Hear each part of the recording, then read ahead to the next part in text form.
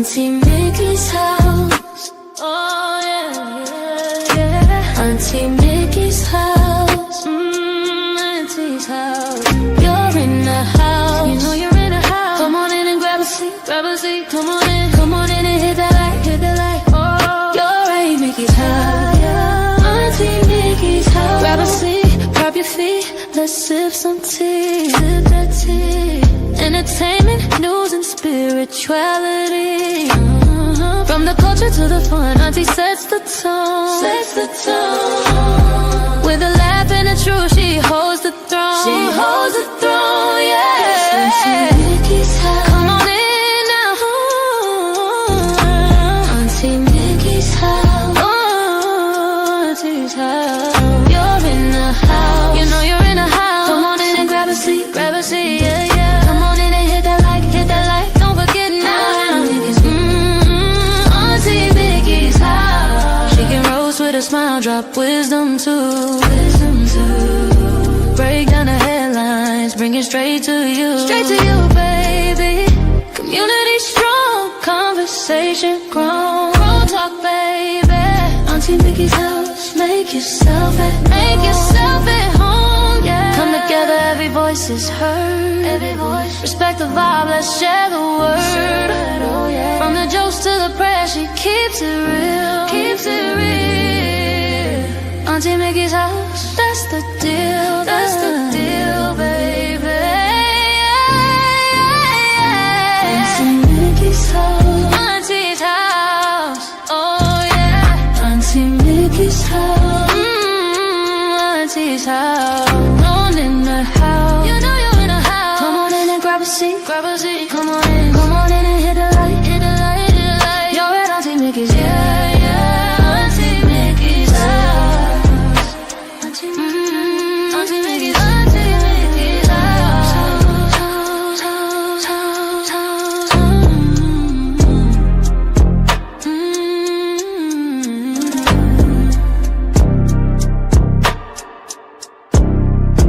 Auntie Mickey's house.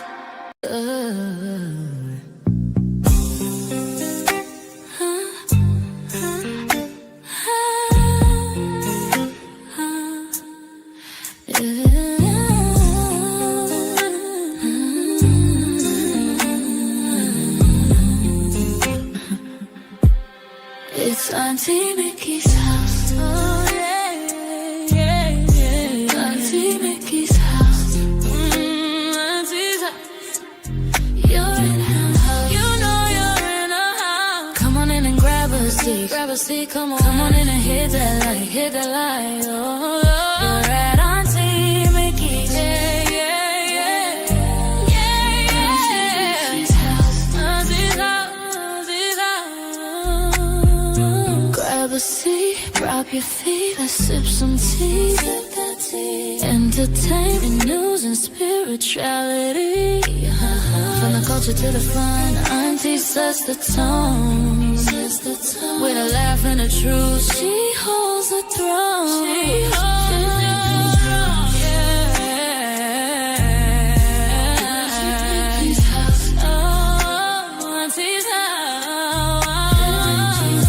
You know you're in a house. Come on in and grab a seat, yeah. Come on in and hit that light, don't forget. Auntie Mickey's. Auntie Mickey's house. Auntie Mickey's house. Oh yeah, yeah. She can roast with a smile, drop wisdom too. Wisdom too. Break down the headlines, bring it straight to you. Straight to you, baby. Community strong, conversation grown. Don't talk, baby. Auntie Mickey's house. Make yourself at home, yeah. Come together, every voice is heard. Every voice. Respect the vibe, let's share the word, oh yeah. From the jokes to the prayers, she keeps it real. Keeps it real, keeps it real. That's the deal, that's the deal, baby. Auntie Mickey's house. Auntie's house, oh yeah. Auntie Mickey's house. You know you're in a house. Come on in and grab a seat, grab a see, come on in and hit that light. Hit the light, oh, you're right, Auntie Mickey's. Yeah. Auntie Mickey's house, Auntie Mickey's house, Auntie Mickey's house, oh.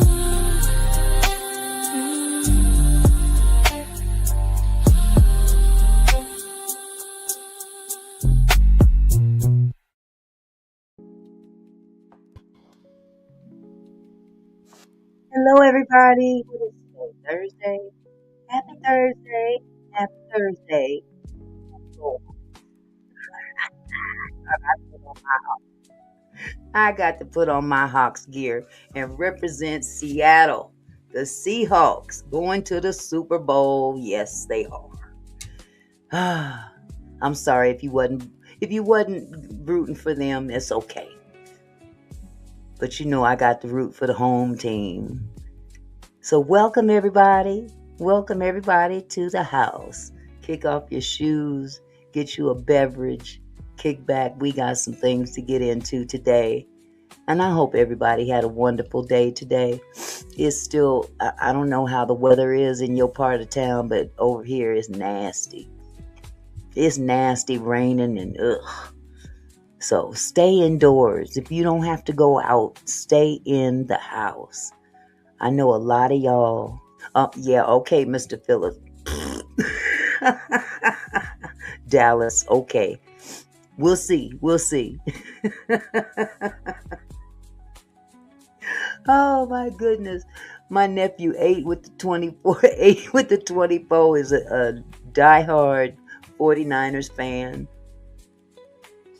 Okay. So I can grovel right now. Hey, what can I say? We don't get that opportunity all the time. Yes, Patriots fans in the house. Oh my goodness. Welcome, Breon. So hey, check this out.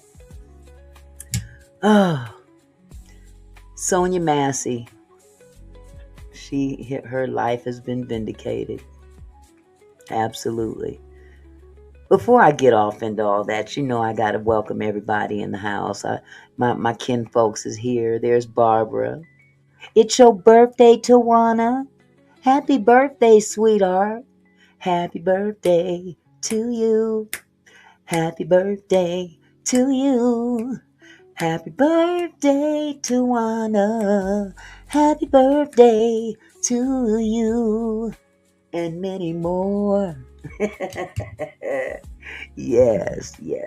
I wish I could sing better than that. The voice is gone. Wow.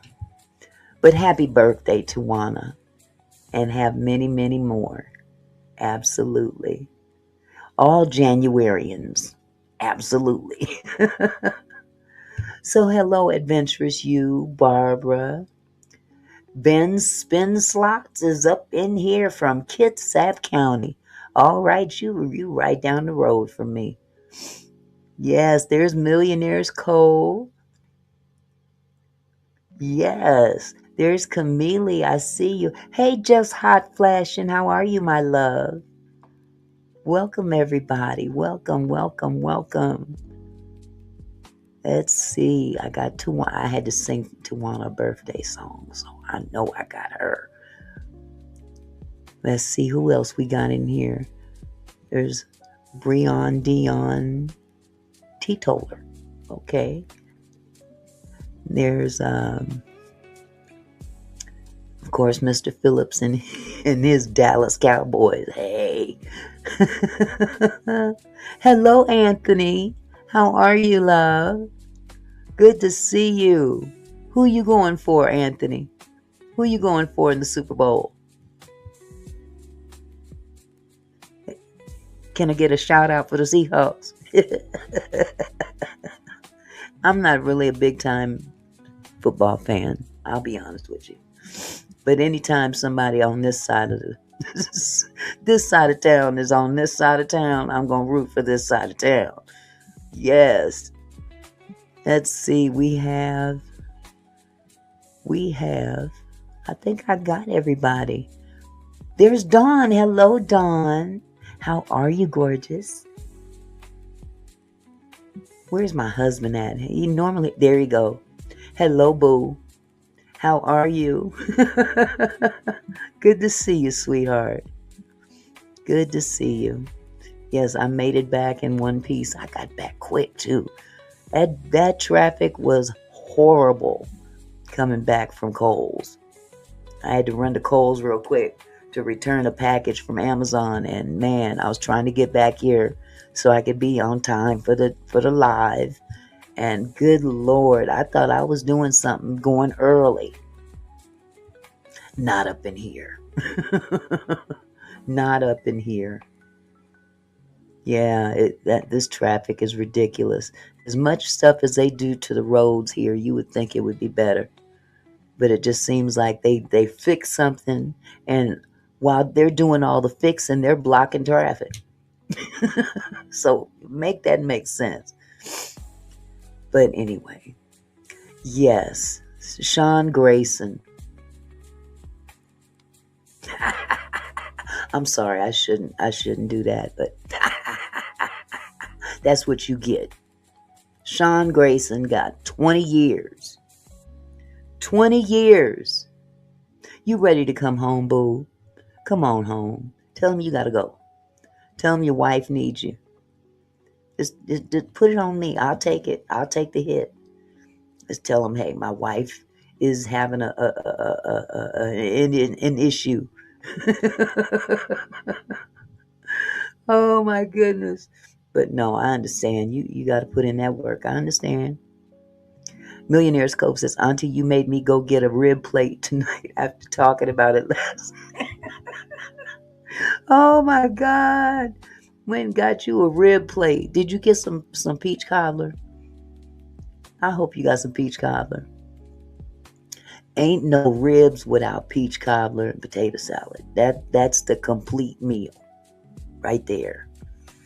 Right there. And oh yeah, just hot flash, and you ain't off the hook either. Next time I come to your house, I'm gonna camp out right by the grill and get the hottest ribs off the grill. Just letting you know. So when I pull up, just make room for me to walk right there. I'm gonna be right there. Yes, sir. Anyway, getting back to Mr. Sean Grayson, the ex-deputy sheriff in Illinois that unalived Sonya Massey. And you know, it's unfortunate that with all that's going on, that story kind of fell by the wayside. And it didn't even come to people's remembrance until it popped up on the screen today on TV that he got sentenced for 20 years. And I jumped up. I'm like, oh, we gonna talk about that today on Top of Ice, because there's some similarities between the two. And we're gonna try to break that down today. Because unfortunately, we get these yahoos. I call them yahoos. Hello, Kendra. How's it going, sweetie? We get these I don't know how to describe them without being unpopular amongst the norm. These mofos that come in here with this white supremacy thing going in their head. I'm not saying all people are like that, but let's face it, the ones that act like that, they got a problem with people of color. Hello, Benjamin Padilla. How are you, love? They just seem to think that this country belongs to them and them only. So when it comes to law enforcement, they seem to feel that they have the right to act a plumb fool. Oh, you did, Camille, about Sonya Massey? I didn't get to see it, but we hey, great minds think alike, huh?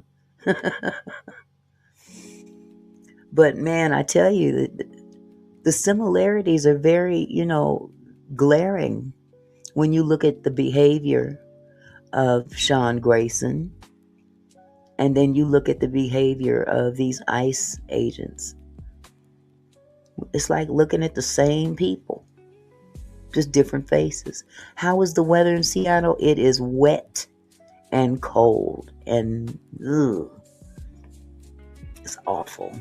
Hello, Carmela. How are you? But yeah,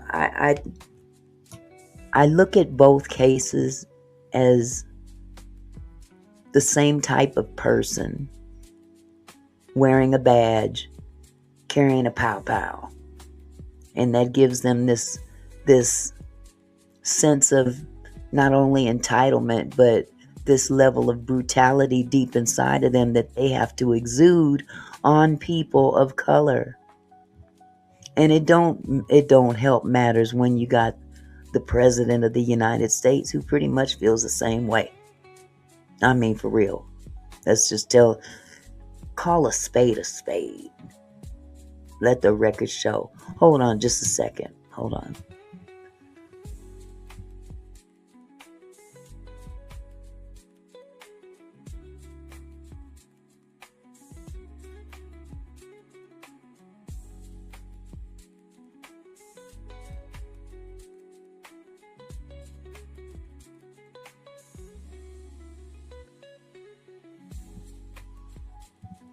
Okay, sorry about that. I didn't want to blow my nose on camera.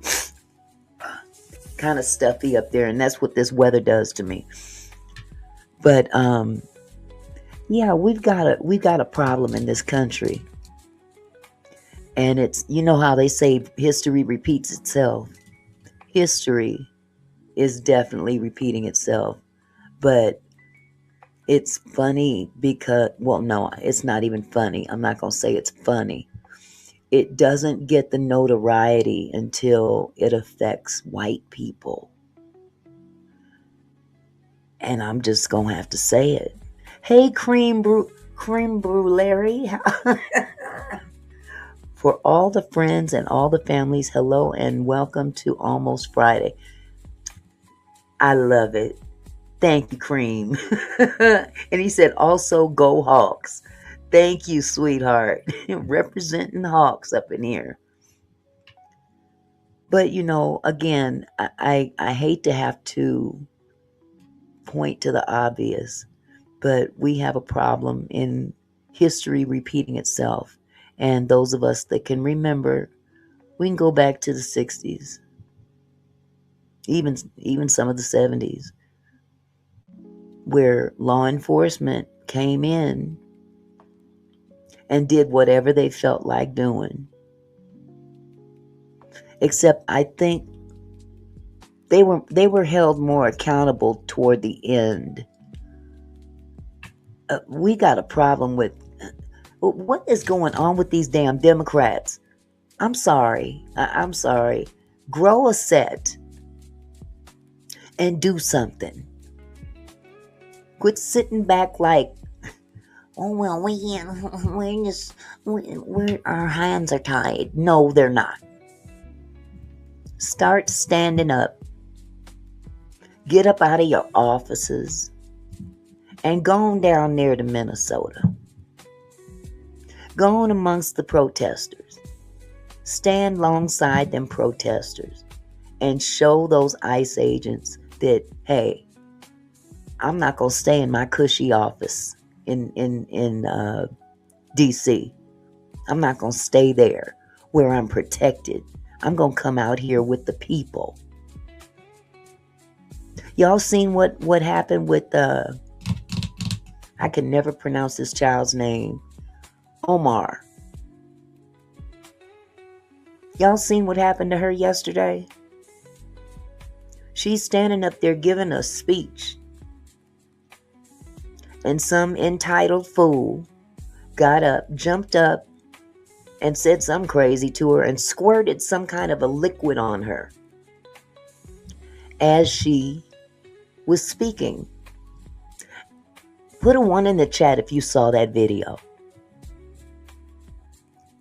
Put a 1 in the chat if you saw that video.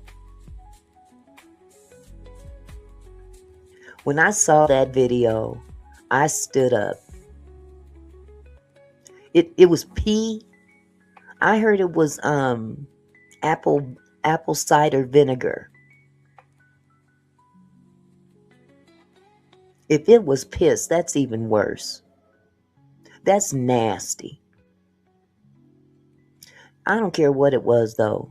The bottom line is, for the audacity to jump up and do something like that in front of cameras, in front of law enforcement that may have been there, and just hog piss.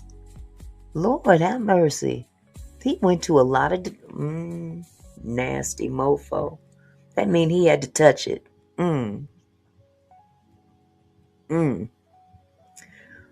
Well, did you notice how she reacted? She didn't cower. She didn't cower down. No, she bucked up and she was about to sock dude. Did y'all catch that? We need more people like that in office. This willing to throw down if they have to. That's what we need. They said, no, he put something on you. You gotta go get checked. She said, no, don't, we ain't gonna let this fool stop us. Give me some time. And she kept on going. She kept on going. She didn't cower down. Oh my God, what did he put something on me. Oh my goodness. No. That's not what she did. If anything, if you look at the video again, she turned toward dude and her arm went up like that and they grabbed her. She was about to throw down.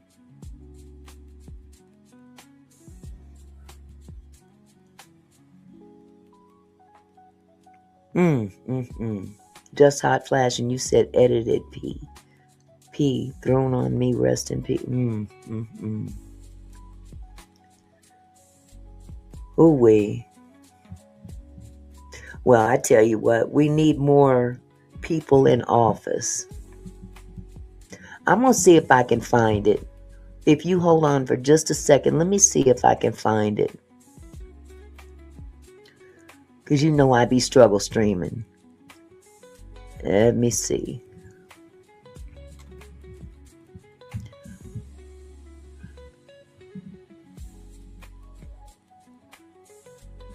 What the heck did I just do? See, I did it. I just messed up.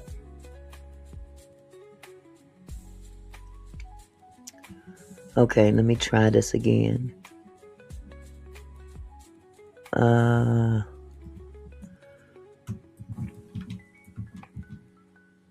Okay, it's Ill. I-L-L.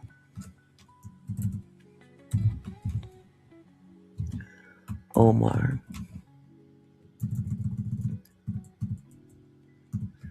O-M-A-R.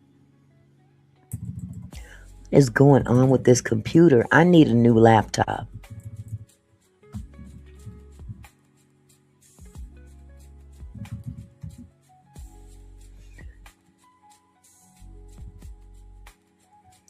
You know what? There we go. Let me grab it. Ilhan. There we go. News. Okay. Okay, man accused of squirting Ilhan Omar with vinegar is charged with assault. I want the video.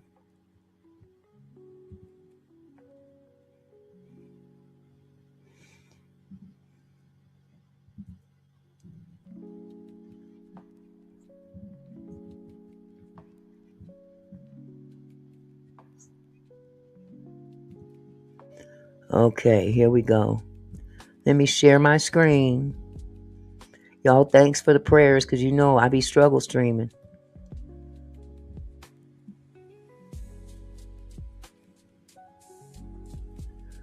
Where's that? Where's that? Okay.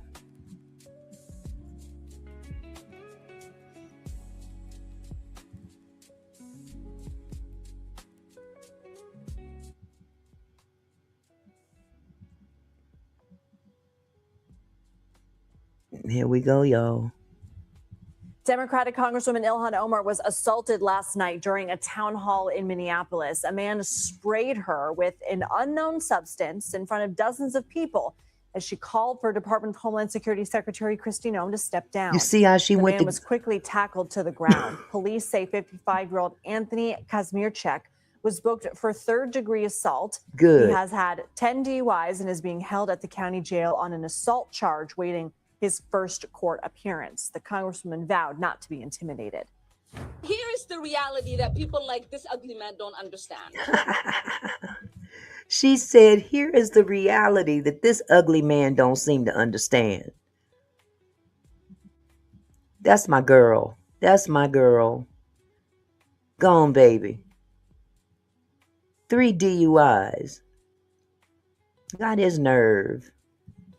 We are Minnesota strong, and we will stay resilient in the face of whatever they might throw. Representative Omar was uninjured. It's unclear what the substance squirted at her was, but people there said it smelled foul. She was Let's bring in CBS News political reporter Zach Hudak. Zach, what charges could the suspect be facing, and what do we know about him? Lindsay, we know, as you said, that the suspect's being held under suspicion of third-degree assault. That is, frankly, a relatively minor charge. It carries a sentencing maximum of 5 years in jail. Now, U.S. Capitol Police, on the other hand, say they are working with federal prosecutors and plan to pursue the most serious charges possible. Now, some things they could be pursuing are assaulting a member of Congress, which would carry a maximum of 10 years in prison. They could also be pursuing assaulting a federal officer, which this could be argued was a case of because Omar was conducting a town hall, an official duty of a member of Congress. That actually has a potential penalty of up to 20 years. So there are some more serious charges that could come up. Good. We've seen President Trump on Truth Social talk about this attack and suggest that perhaps Omar staged the attack. And what? Did you hear that? This orange orangutan had the audacity to believe or state that she probably staged this attack. Now, that's some shit that you would do, sir. She ain't staged nothing. And was it him or someone? Oh, it was another newscaster. He said it looked like silly string to me. What? They just will not admit that they got some wackos following them. I'm not saying every single Republican out there is a whack job. I'm not saying that. But you got some whack jobs out there on both sides.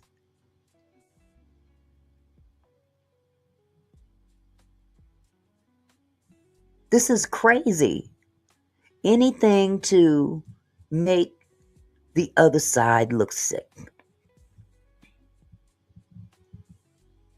He probably doesn't. Full Metal Chad. Full Metal Chad said something that makes a lot of sense. The guy is just clearly insane.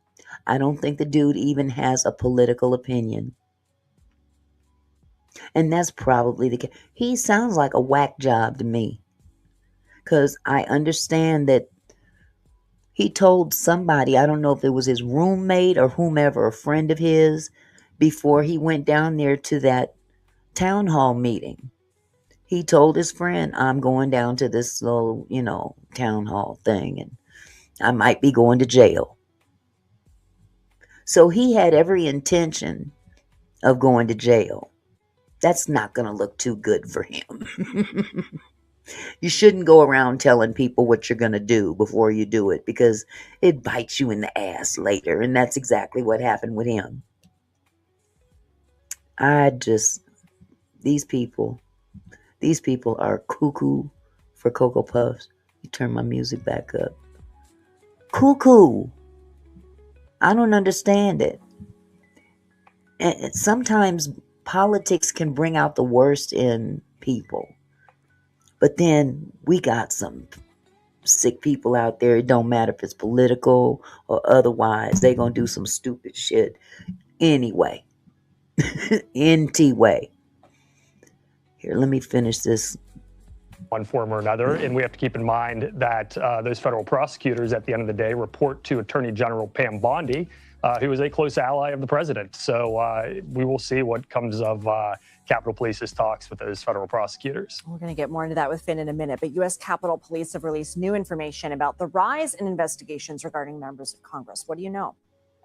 We know, Lindsay, that threats are going up tremendously. We saw a 5,000 threat increase. These are statements, they are conduct, different things that Capitol Police has to look into. But it went from just under 10,000 to just under 15,000 from 2 years ago to this past year. It actually also is interesting to note that it's been increasing for 3 years in a row. We saw a slight downtick after 2021. Told you they crazy. They starting to do it more and more now. Look at those stats. They've gone up from 2021. Good Lord, have mercy. And who do we have to attribute to that? Not just mental illness, but the mental illness of the individual that calls himself the president. 2021, we saw a major increase in these threats as a result of the claims about election fraud. Hey, Sean, but we're back on the rise, and I think where we're seeing this play out is it is no longer as attractive to be a member of Congress. If you have this target on your back, there are 60 members of the House and Senate who are not going to be running for re-election in this midterm cycle, the most since 1992. So this really is having an impact on who is in Congress for us. I believe it. Zach Hudak, thank you.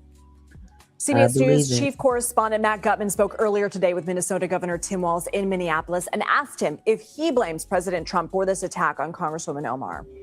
The president constantly attacks Representative Omar, attacks her citizenship, attacks the very decency of it, and we've asked him time and time again to stop it. I don't believe he's capable of stopping it. I keep coming back to this. The decency You don't want to of the stop American it. people is going to have to speak up. Here to discuss this and more is CBS News political director Finn Gomez. So as Zach mentioned in an interview with ABC News last night, the president said, quote, she probably had herself sprayed knowing her. This is the part that they say he should have stopped. He could have stopped it, or does he want to stop? He don't want to stop it. He wants all this chaos going around. He wants not only the public to be fearful, he wants people in Congress to be fearful. He wants our representatives to be fearful. He wants senators to be fearful, judges to be fearful. He wants to instill fear in the people of the United States, no matter where they are in terms of the food chain, so to speak. He wants to instill fear. Only one that ain't scared is him. But quiet it is kept. I think he's scared to death. This is how he shows his fear. He doubles down on foolishness. Is there any evidence of that? And what's been the reaction? And why does this Congresswoman seem to be such the frequent target for the president? You know, Lindsay, at this point, there has not been any sort of evidence of that occurring. And, the investigation obviously is still ongoing, but there has not been any sort of evidence of that. I think it's important to note also that we don't know why this man attacked Congresswoman Omar at her town hall yesterday.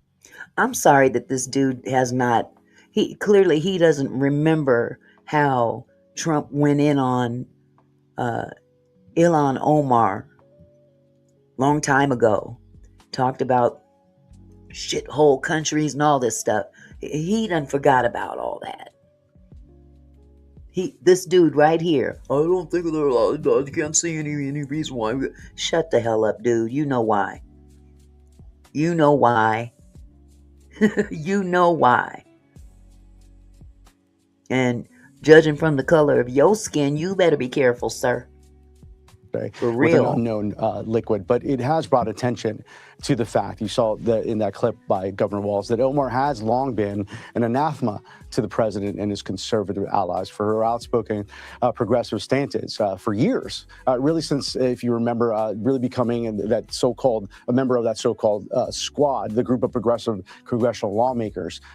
Democrats have pointed to the harsh and frequent criticism towards Omar from the president. Just yesterday, ahead of her town hall attack, Lindsay, President Trump also spoke out against the Minnesota congresswoman at a rally in Iowa, which happened just hours before her town hall. Take a listen. They have to show that they can love our country. They have to be proud. Not like Ilhan Omar. See? Did you see what? Here we Did you go. see that wise guy? You know, she's always talking about the Constitution, you know, provides me with the following. You know, the Constitution, she comes from a country. He don't even know the Constitution. I bet if you told him what is the First Amendment of the Constitution say, he wouldn't know. He don't know nothing. He just up there with that orange spray on his face and $1 million or more in the bank. And that's what he thinks qualifies him. And people fell for it. Big jackass. That's a disaster. It's considered, I think, it's not even a country. Okay, it barely has a government. I don't think it does. They're good at one thing: pirates. It's not even a country. Other Democrats like Congresswoman Alexandria Ocasio-Cortez in a tweet have blamed the attack on Omar and pointed towards the rhetoric by the president and vice president, saying that their slanderous public attacks is the reason why she was assaulted at the town hall. Lindsay. And the president and Mayor Jacob Frey of Minneapolis are having a back and forth. The mayor saying, look, we had a great conversation, but we're still not going to enforce immigration law. The president posting he's playing with fire. What's going on here?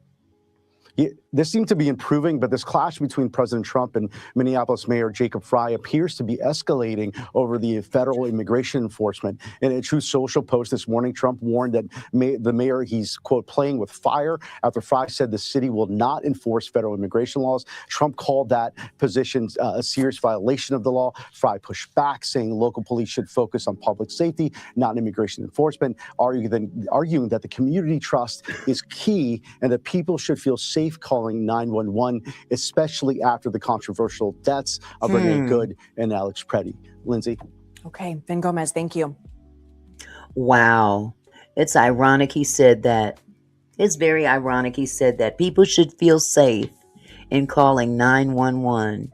Yeah, Sonya Massey felt safe calling 911, and look what happened. Look what happened to her. Wow, it just blows me away every time I hear something come out of that man's mouth. So, you know, the perfect segue to get into Sonya Massey and Sean Grayson. Let's get into this. Hope I pull up the right thing because they're all, you know, mixed up. So, hold on just a second. Let's go back a little bit to when they found him guilty. Why don't we do that? We're going to go back a little bit to when he was found guilty.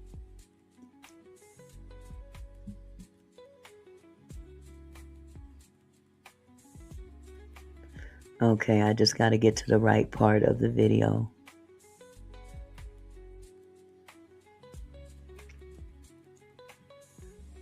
We're going to kind of, I hate to bring it up again. I hate to bring this up again, but some people may not even know in the chat. Who knows? If you don't know, you're going to find out today. For the trial, I think that's where we see the jury ultimately land here, is that they do think that there should be punishment. They do think that it is murder, but that they did feel that there was that mitigating circumstance, again, based on the other evidence that the defense presented. This is when he went into her apartment after she called 911 saying that she heard somebody outside of her apartment. And what inevitably happened, this big goon and his partner, thank God for the partner. Oh my God. If it wasn't for his partner, we don't know what would have happened with this trial. Thank God for the partner turning on his body cam. But basically what he did was he went in there, pretty much kind of just created a situation to where, he told her to go over to the stove and get the pot off the stove. I don't want to burn up in here or something of that nature. Next thing you know, he done shot the woman, saying he was in fear of his life because she told him, "I rebuke you in the name of Jesus." I think that demon inside of him raised up off of that. Let's hear the rest of this. This is pertaining to when they found him guilty. Jessica and Anna, stand by if you can. I do want to go to CBS News correspondent and Weekend Evening News anchor Jerika Duncan. Jerika, you're outside the courthouse in Peoria. You were inside. Tell us what you know. Yeah, just about 20 minutes ago, the judge gathered us all in the courtroom and he said, "We have a verdict." Then the jurors came in and they simply said, or he read the verdict, which was guilty of second-degree murder. I immediately looked at the families of Grayson as well as Massey. Massey's family was sort of stoic. I think in speaking to some of them beforehand, they were hoping for the most serious charge in terms of the conviction, which is that first-degree murder. That's the part that bothers me. See, that second-degree murder that they threw in there, if he would have been found guilty of first-degree murder, he would have gotten life. He would have gotten life. But they threw second degree in there to cut down on some of that jail time, that prison time. That was all just, a way to finagle out of accountability. So, let me see. We're not going to finish up this video because we already know he's been found guilty. It was of second-degree murder. And yes, he got 20 years. But what I would like to show you first is an interview. Let's see if this is the right one.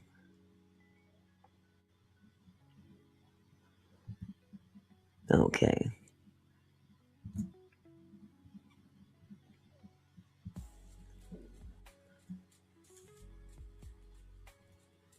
To the Grayson family, what do you say to them? They were in the courtroom. You all obviously made eye contact at times. What's your message to them?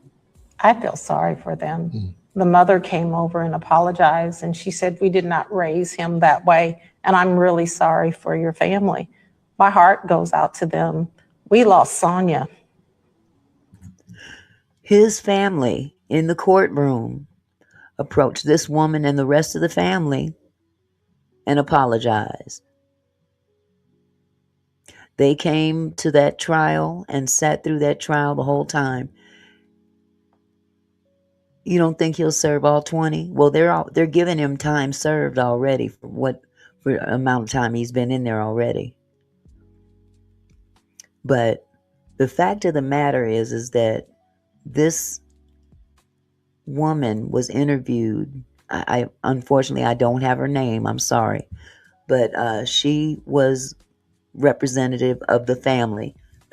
Excuse me, and she's speaking about Grayson's family that was also in the courthouse, and they did come over and apologize. They watched them, and they didn't really know who these people were at first. So let me continue. But they lost a son, and what he did for Sonya, he has to pay, and they realize that.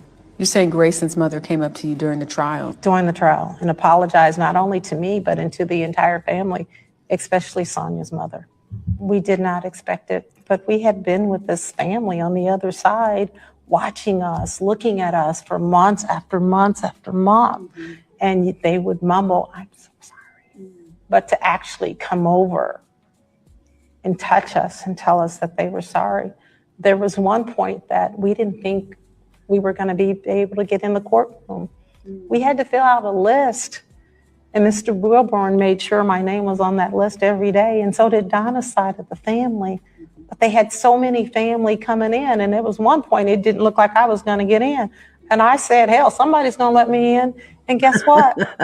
Grayson's mom said, you can come in on our list. See? Because they didn't have anybody over there. But because she felt sorry for the family, and they wanted to offer some types of condolences. Shout out to that man's mother. I got to give it to him, or give it to her. Shout out to Grayson's mother. You know, now that took a lot. That took a lot, and I commend her for that. She let them people know that, in a nutshell, she felt bad for them, and she knows her son was wrong.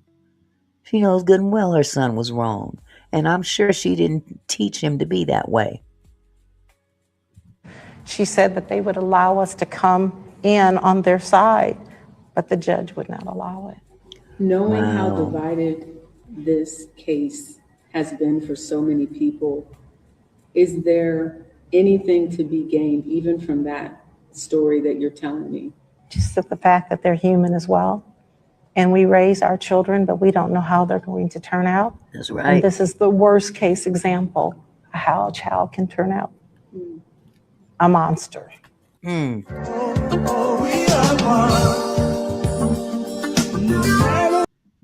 Sorry about that. But yeah, I commend Sean's parents for really showing that side of their family, that, everybody ain't foul. And, the first thing people want to do is look at the parents when a child, whether they're grown or otherwise or younger, acts out of pocket. They always want to say, well, they must have been raised that way. And it's pretty clear that they didn't raise him to be that way. So I commend them for stepping up and doing what a lot of people wouldn't do. Now, a lot of family, they would sit there and act like, oh, my child ain't never done nothing like that. My baby is perfect. My baby this, my baby that. And just doing the most out there. Running amok out there. Making mama and daddy look worse than they really are. Because of how they turned out. How their kid turned out. It ain't always the parents' fault. So let me move on.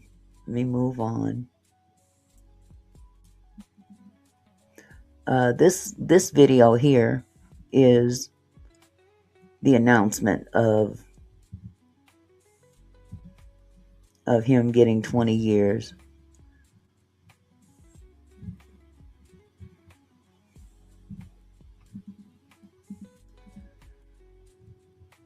Wait a minute. They just said that the video is unavailable now? What?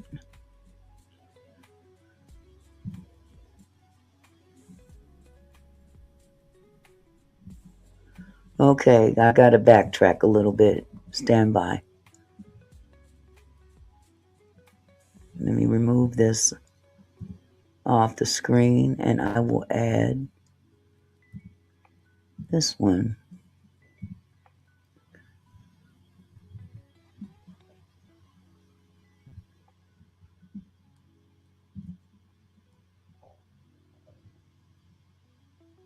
This is from WCIA News. The original one was ABC, but for some reason, they've removed the video. You're watching your local news leader. This is WCIA 3 News at 6.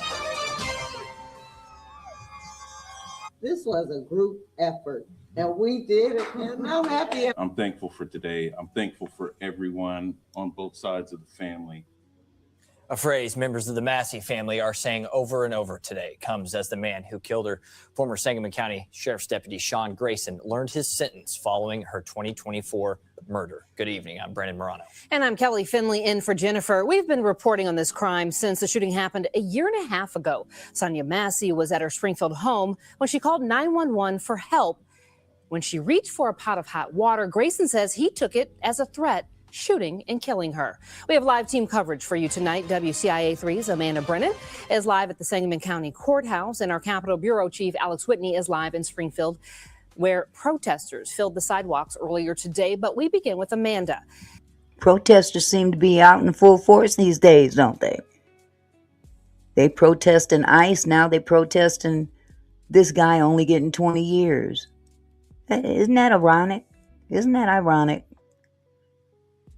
Amanda, there are new details and plenty of emotions from inside the courtroom and outside as well. Walk us through all that happened today. Well, Kelly, it took about an hour and a half for the judge to then come to that conclusion of 20 years for Sean Grayson, the former deputy, to be behind bars. Today in the courtroom, we also heard from Sonya's 2 teenage children, as well as her mother and father. Millionaire's Cove, thank you so much for the $10 super chat. Millionaire's Cove says, thank you for always sharing great and informative content. You are appreciated. God bless you, love. Thank you so much. You know, those come few and far between, so you know I'm going to shout you out immediately. So thank you, sweetheart. I appreciate you. The prosecution and the defense each resting their cases. Here's a recap from the beginning to end. Sonya Massey! Outcries for action Sonya Massey! turned into a sense of relief. Right now, I am just overwhelmed with joy. Sean Grayson, a former Sangamon County deputy, sentenced to 20 years in prison, the maximum sentence for the second-degree murder of Sonya Massey back in 2024. Thursday's sentencing started with victim impact statements. Summer, Sonya's 16-year-old daughter, soft-spoken as she honored her mother while describing the pain she has endured the last several months. Malachi, her 19-year-old son, says a part of him is dead, and he, quote, needs his mom. Wow. Then her parents, Donna and James, separately took the floor. James looking right at Grayson, saying, quote, he should be prosecuted federally.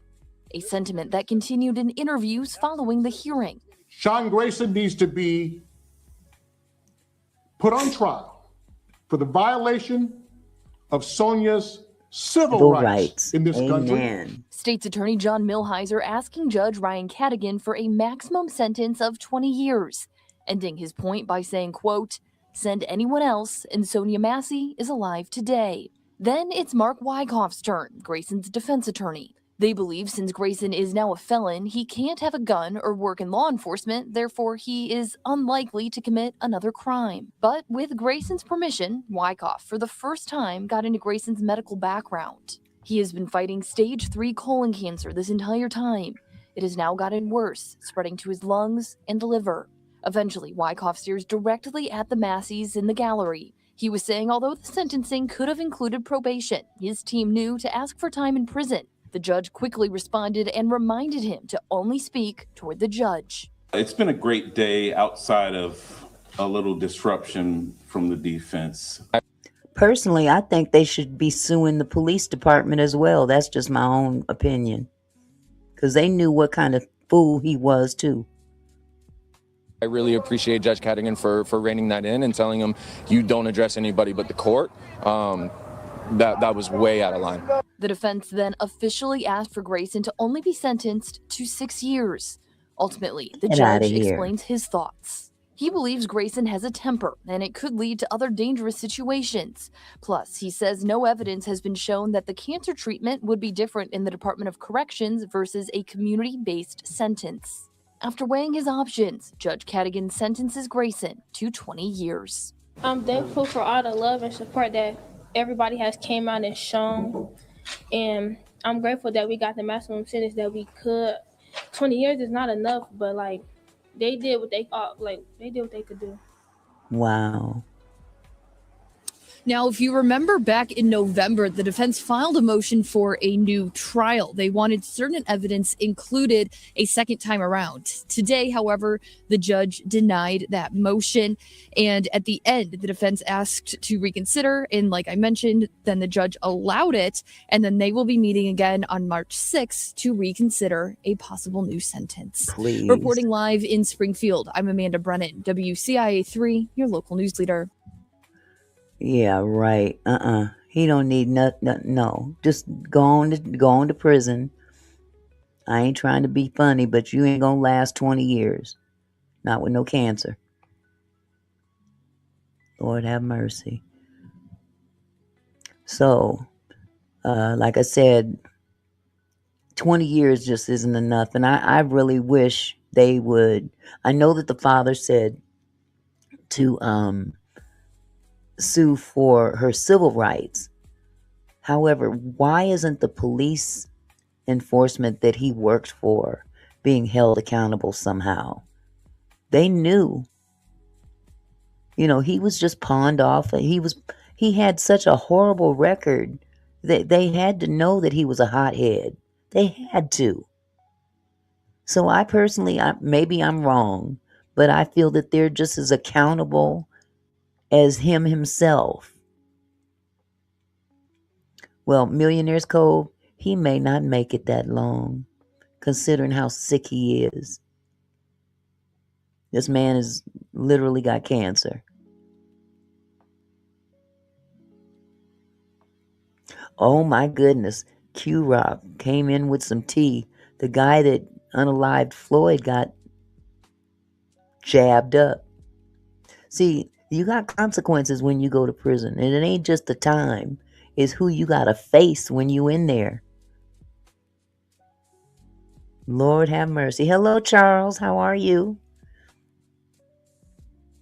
So yes, there are consequences. He might be somebody's girlfriend for all we know. Wow. So let me see. What else do I have to share with y'all on this particular topic? Okay, so we have here, we have a video from, you guys have seen the reactions from the family, but I guess I could show that again. Because there was a part that the son spoke, and we didn't see that earlier. Happy anniversary, Barbara. 9 months as a member, not 7. Go on, girl. She said, let me clarify that. All right, sweetheart.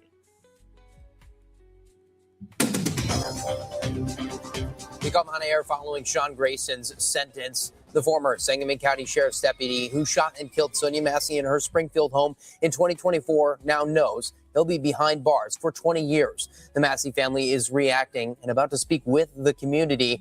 We're going straight to live coverage over in Springfield. Sean Grayson represents another meaningful step towards justice for this family. While no sentence can ever restore what was taken from Sonya's family or undo the harm that was caused by this horrific act to this community, this outcome affirms a critical principle that no one is above the law. Nobody. And an unlawful use of force will carry meaningful consequences. Hey, nephew. This case is about acknowledging Sonya's family, their humanity, confirming the gravity of what occurred when she was killed in her own home after calling for help, and law enforcement's responsibility to protect the public rather than place them in harm's way. The passage of Sonya Massey law, which strengthens police hiring standards here in the state of Illinois, bingo, reflects a broader recognition that failures in the system must be addressed to prevent future tragedies like this from occurring. Hence the reason why I believe that but the police department that he worked for should also be held accountable financially. Just changing a law does not remove responsibility to what has already happened. I mean, maybe I'm wrong. Put a 1 in the chat if you agree. Put a 2 if you don't.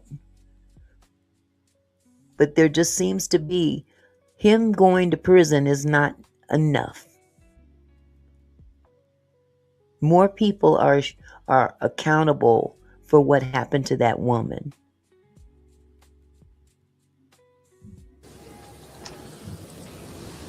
We hope today's sentence sends a clear message that abuses of power will not be excused nor minimized. We thank the prosecution, their office, for presenting the facts and the evidence that allowed the court to reach its decision. Ben Crump Law remains committed to standing with Sonya's family as they continue to grieve and heal. At this time, we will let the family members, her immediate family members, give their immediate reactions to today's decision. We'll start with her daughter, Sonya. Sorry. Now, we've already seen the daughter, but we'll go ahead and watch her again because she's a child. She still needs to be heard. Daughter, Summer. I'm thankful for all the love and support that everybody has came out and shown. And I'm grateful that we got the maximum sentence that we could. 20 years is not enough, but like they did what they did what they could do. You know what I'm saying? Ain't we got too much to say. Thank you, Summer. Bless her heart. She lost her mama. Look how old she is. She lost her mama at a young age. And she wasn't so young that she won't forget.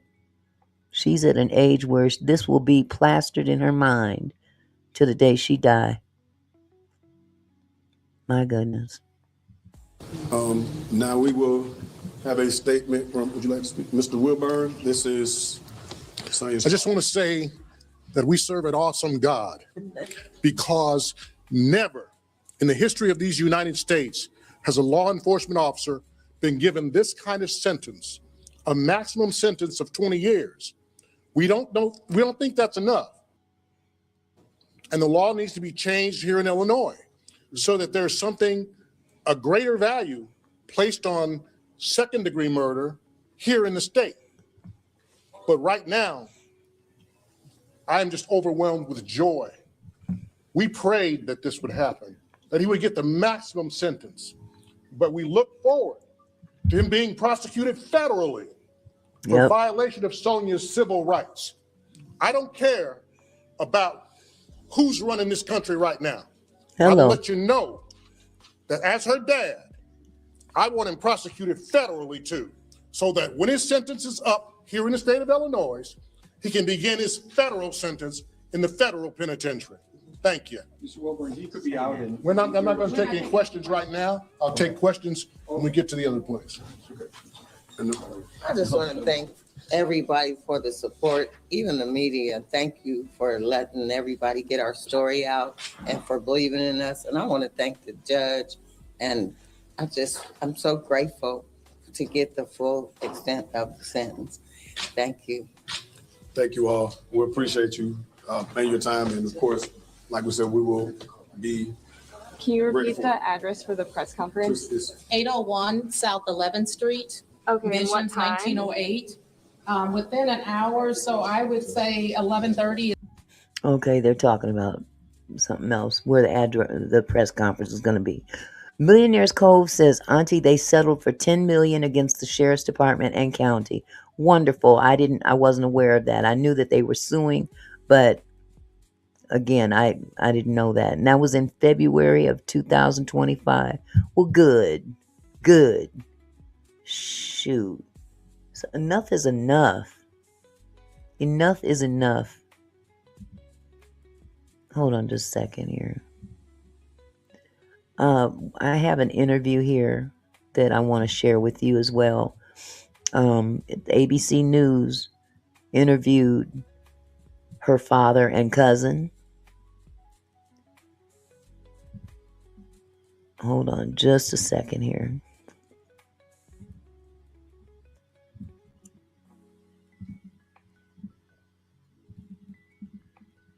Okay, give me just a second.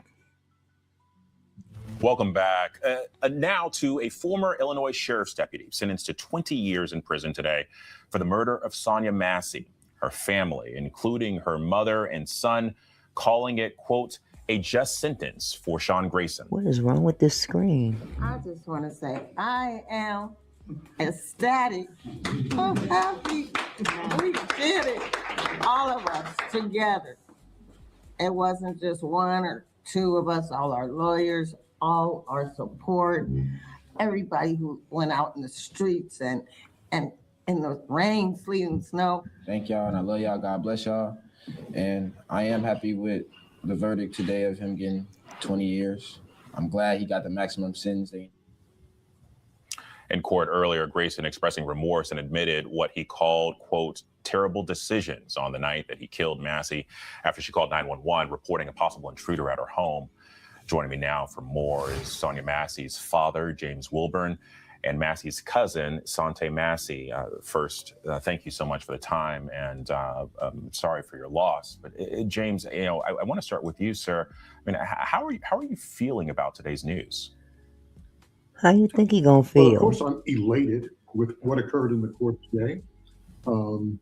It's interesting that during the trial, we saw no remorse. We saw no. Today, Sean Grayson asked for my forgiveness and all of our forgiveness for what he did. But I think the general feeling is that he's just sorry that he got caught up in this situation. You guys, I apologize for the way the screen is not quite depicting the way it should. So let me see if I can fix it. He thought that he was above the law, and he said what he was going to do, and he did it. And we saw it, thanks to his partner, Deputy Farley, who had his body camera on from the beginning of the call. He turned the body camera on, and he gave us the correct narrative for what occurred on July 6th, 24. Yeah. Well, Sonya, can I ask you, we talked about that body camera footage of Deputy Farley. I mean, how crucial was that in this case, and have you been able to talk with that deputy? I have not been able to contact the deputy, but the footage was, you can't put a worth on it. It was crucial to this case. And I think that, the truth always finds a way to come out. And I thank God for, Deputy Farley having the presence of mind to turn on his body cam. Amen. Yeah. Well, and listen, I recognize that your family, you're still processing this news. But it's also not lost on me that Sonya had two children, Summer and Malachi. We heard from Malachi earlier today. But I mean, how are they processing today? I think Summer and Malachi are doing the best they can. Okay, you know what? Sometimes I want to scream when some of these interviewers ask some of these questions without first thinking, put yourself in their shoes. How do you think they processing it? Is it just me? Or is this just some canned interview that, they just ask basic questions that, let me get off of this subject. I'm just going to go ahead and finish playing the video. Their feelings are kind of all over the place. Summer has had some problems with, sometimes kids can be very cruel at school. They're kids. They can make some very irresponsible, harsh comments. And she's had to deal with that. But she's handling it like a trooper. She is doing the best she can under these circumstances. Yeah, certainly. Well, and they say that whenever you lose someone, it's never that you fully heal. You just learn to carry it better. Mr. Wilburn, I'm curious, how are you learning to carry this right now? I don't know. I think it's just having a strong faith in God, and it's really increased my prayer life. It's Amen. Caused me to pray more over my grandchildren and my other daughters that I have left. Y'all pray over your kids. Pray over your grandkids. I'm gonna say it again. Pray over your kids. Pray over your grandchildren. Because there, by the grace of God, could go you. And sometimes I look back myself. If I didn't have a praying grandmama, I don't know where I'd be. Honestly. Now, the comfort's in knowing that I will see my daughter again. And it's when I leave this world, I know that in the next world, because she told Sean Grayson before he shot her in the face, like he said he would do, I rebuke you in the name of Jesus. And I know that my daughter is resting safe in the arms of Jesus. And so I take refuge in that. The promise is sure and elect that I'll join her one day. Yeah. James Wilburn, Sonya Massey, thank you both for your time. Thank you. Thank you. Ooh-wee, ooh-wee, ooh-wee. There's something about the power of prayer that'll get you through. It'll get you through times that you don't think you can handle. My goodness. Well, we're going to continue to pray for this family because they still got a long road ahead of them. They really do.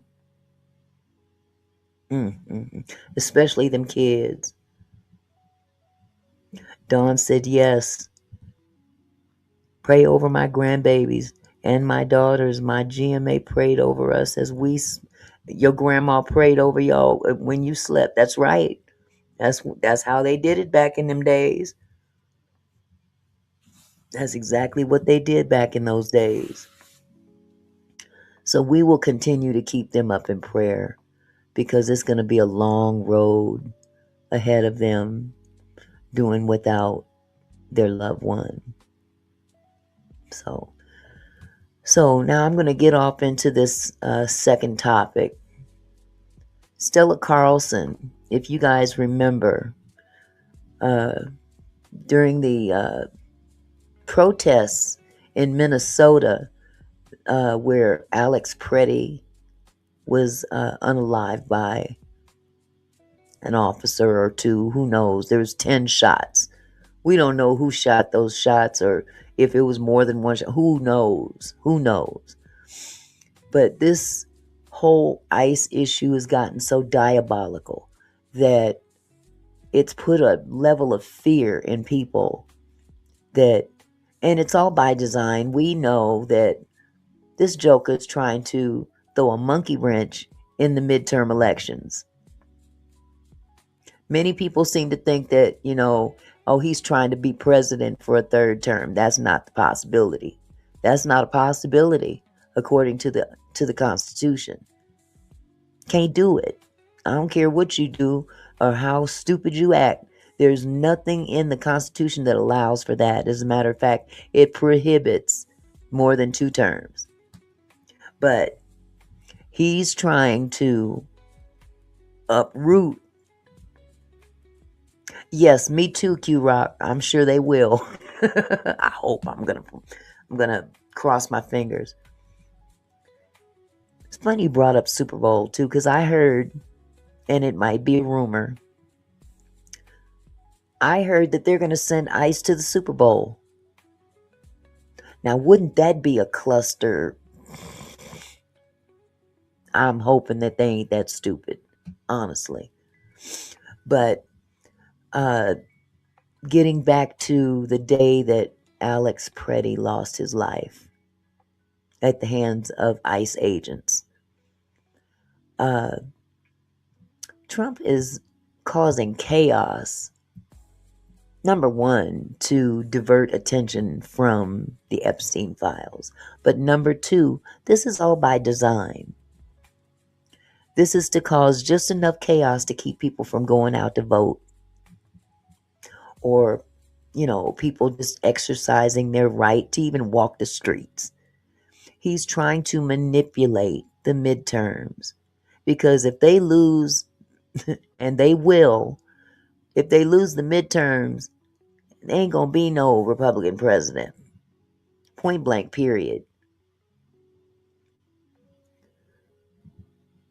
Catherine Powell says the fact that he wants to go get votes from the other election proves where his thinking is. Yes, absolutely.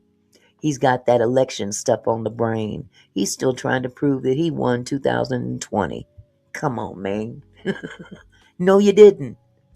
No, you didn't. And see, they're just that foul that he could order them to go in there and manipulate votes just to prove a point that doesn't exist. I wouldn't trust anybody going near any ballots from 2020 under any circumstances. Leave it be. Wow. But anyway, this next topic we're going to go into, I'm going to show you the interview of the lady in the pink jacket. She's the one, if you saw the recording of Another Angle, there showed a woman right there with her phone recording what went down with Alex Pretti's demise. And it is most likely her footage that's going to put the nail in the coffin, because she was right there up close and personal. She's not the woman that got knocked down and he was trying to help her up. This was another woman that was standing back and quietly recording. So, Anderson Cooper on CNN managed to get an interview with her. And I will share that with you.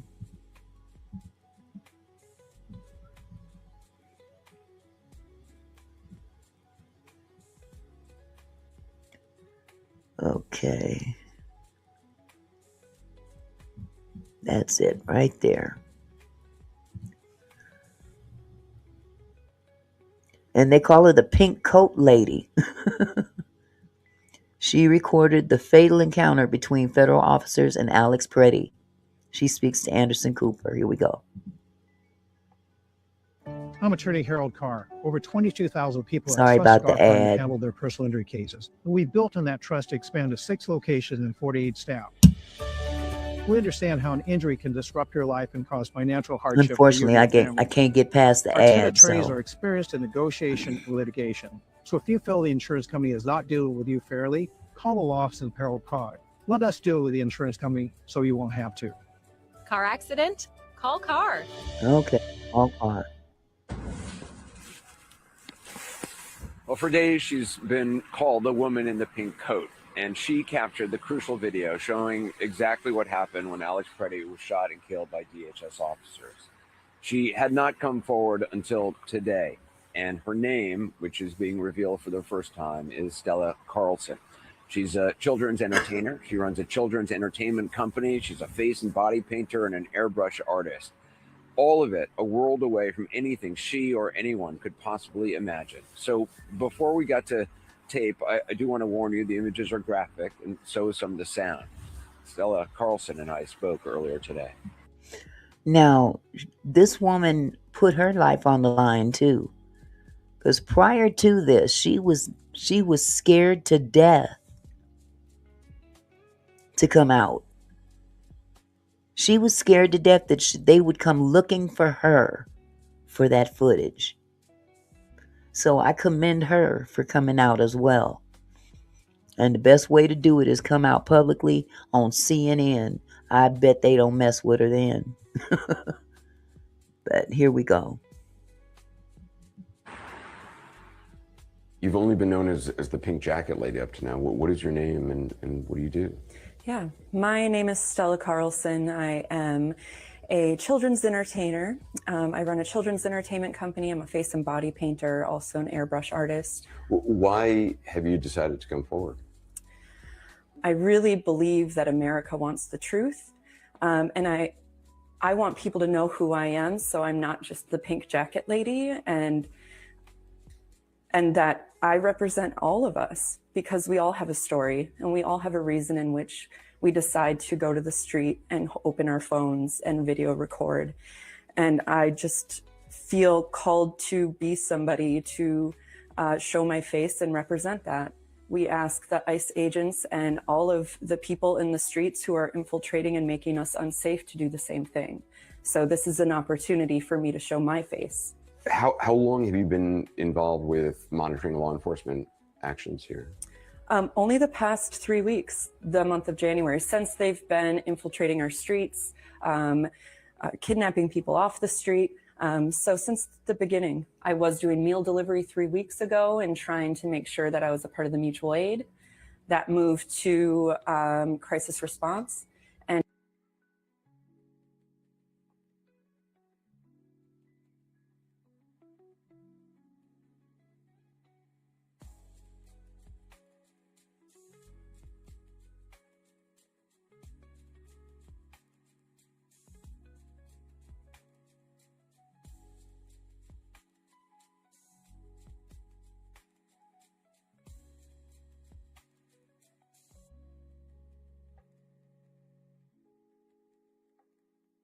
And just walking my neighborhood, most specifically the schools, and making sure when school got out that there were enough bodies in the area for people to just feel safe.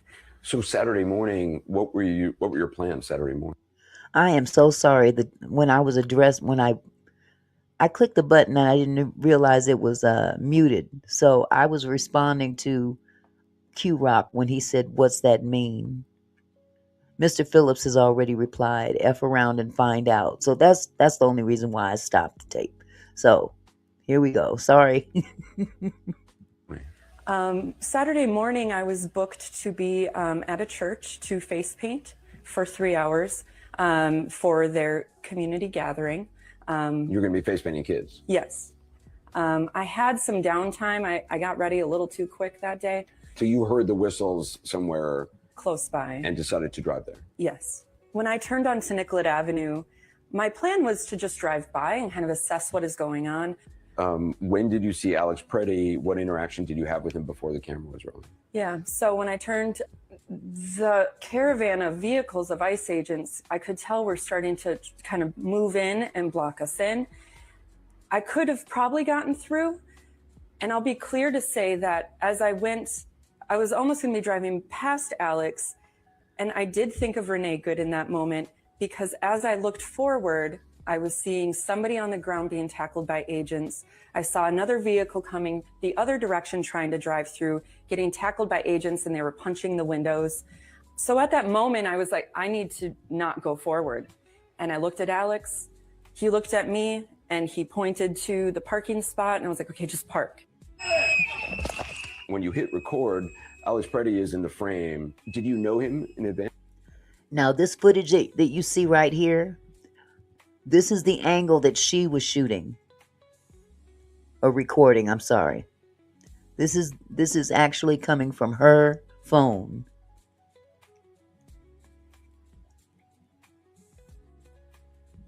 I did not. You then kind of moved to focus on two women who were having a closer interaction with Border Patrol agents. And Alex Pretti crosses the frame and has his video camera in his right hand and is seems to be directing traffic with his left. It took me a minute to get my phone going because I was shaking already.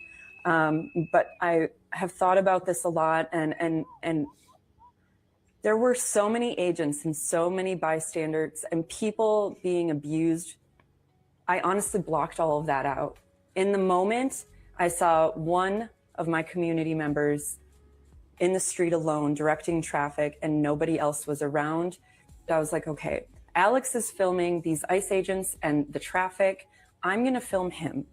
So I was his backup is how I felt about it in my risk assessment. Did you say anything to him? to Alex? Yeah. No, we never did speak. Kristi Noem said this looks like a situation where an individual arrived at the scene to inflict maximum damage on individuals and to kill law enforcement. Is that at all what was happening? Absolutely not. And the most offensive thing you could say about And that's the part that gets me.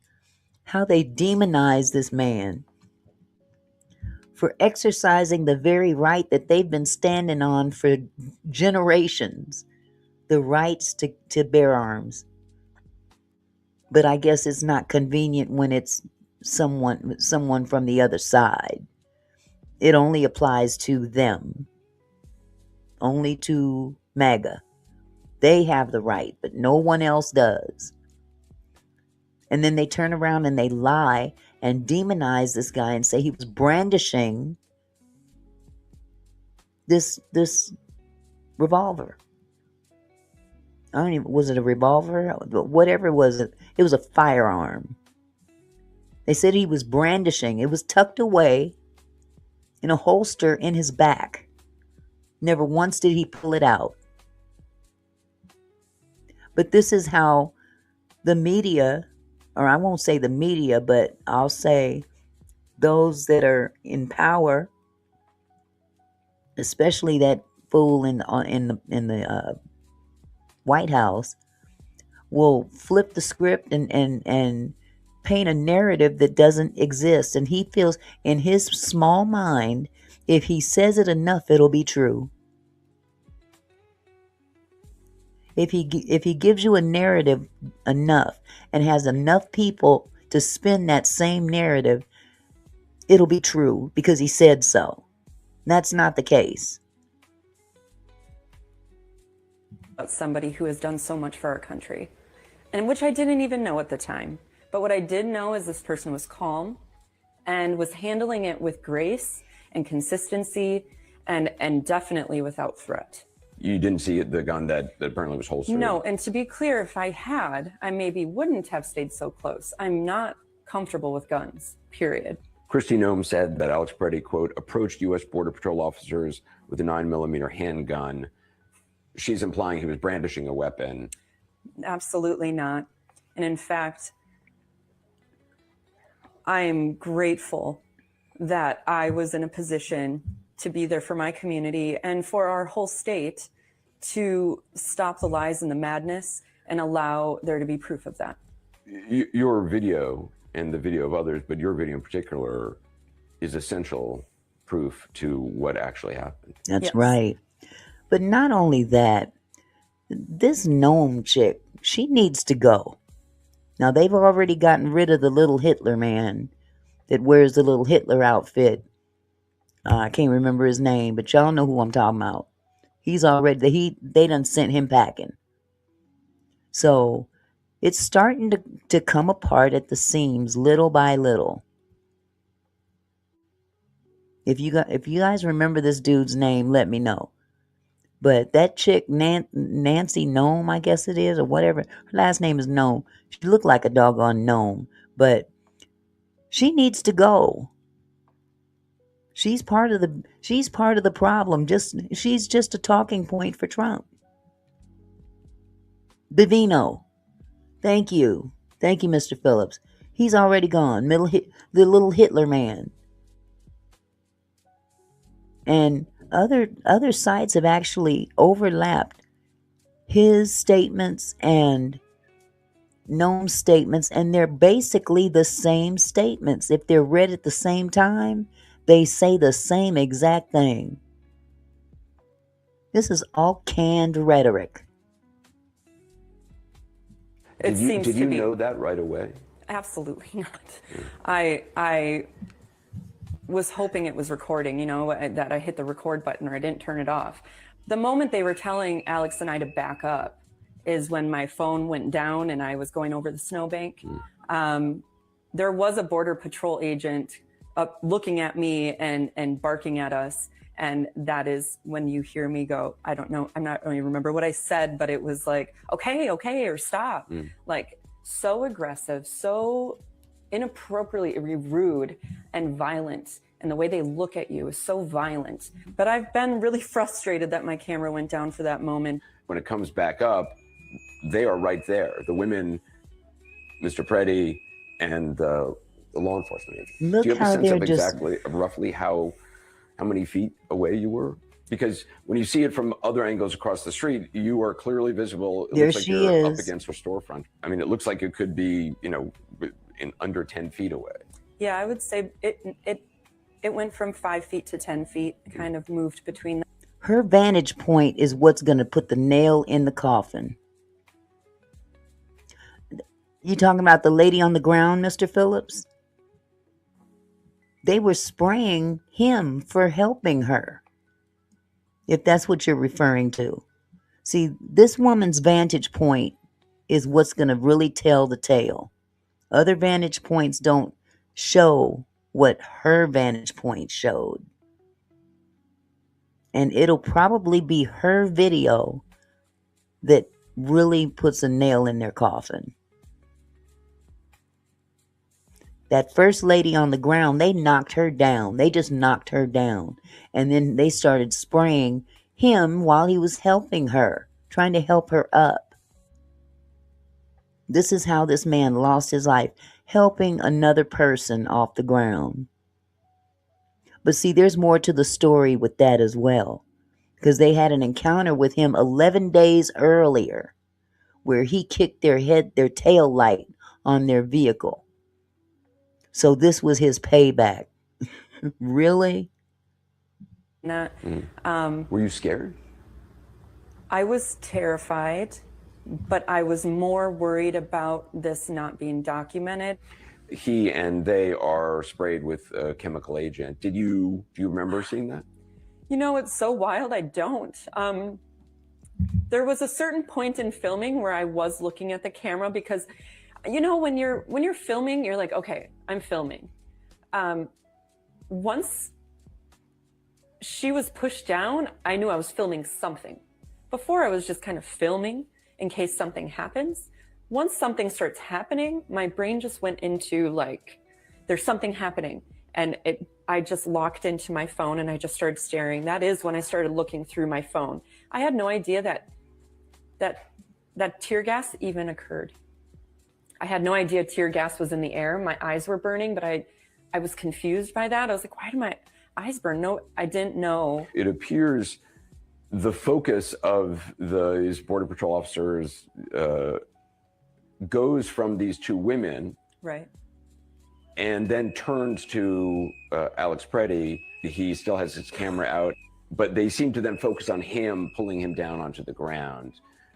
Alex made that choice to be kind, and how they made the focus about him, I think, is because they saw him as interfering at that point.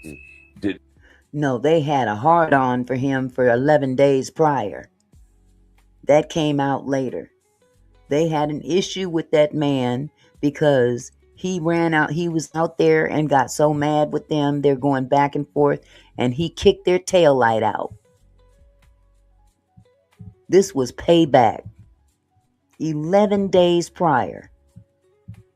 I don't care what nobody say. Kicking a tail light does not justify losing your life. There's no way they can justify that, especially since they removed his pistol. Yes, he lost his life for helping the woman. Absolutely. But see, what they don't tell you right here, at least in this interview, I don't know if they go into it later, but another video surfaced of him kicking out their tail light. And that's still not justification. Did it seem to you in that moment, and having looked at the tape, that those agents were angry? Were emotional? I think they're rested in a calm anger, which is terrifying. I think because of the protections that have been given to them, I don't think they have a reason to feel anything but confident about what they're doing, and that this is some type of video game. That's how it feels. It feels like we are a joke, that our civil rights are a joke, that our Constitution is something to be laughed at. That's what you have seen in the streets. That is how they behave, right? There is actual footage out there, and I wasn't able to find it before the show. But the audio from the footage is that they were bragging and boasting on how awesome this is. It's like playing one of those videos these kids play. I'm not familiar with the video games anymore. But one of those games, I think Call of Duty is what it was. They were out there saying, this is like Call of Duty. This is so cool. They think this is a game. They equate it to a video game. This is the mentality of these people.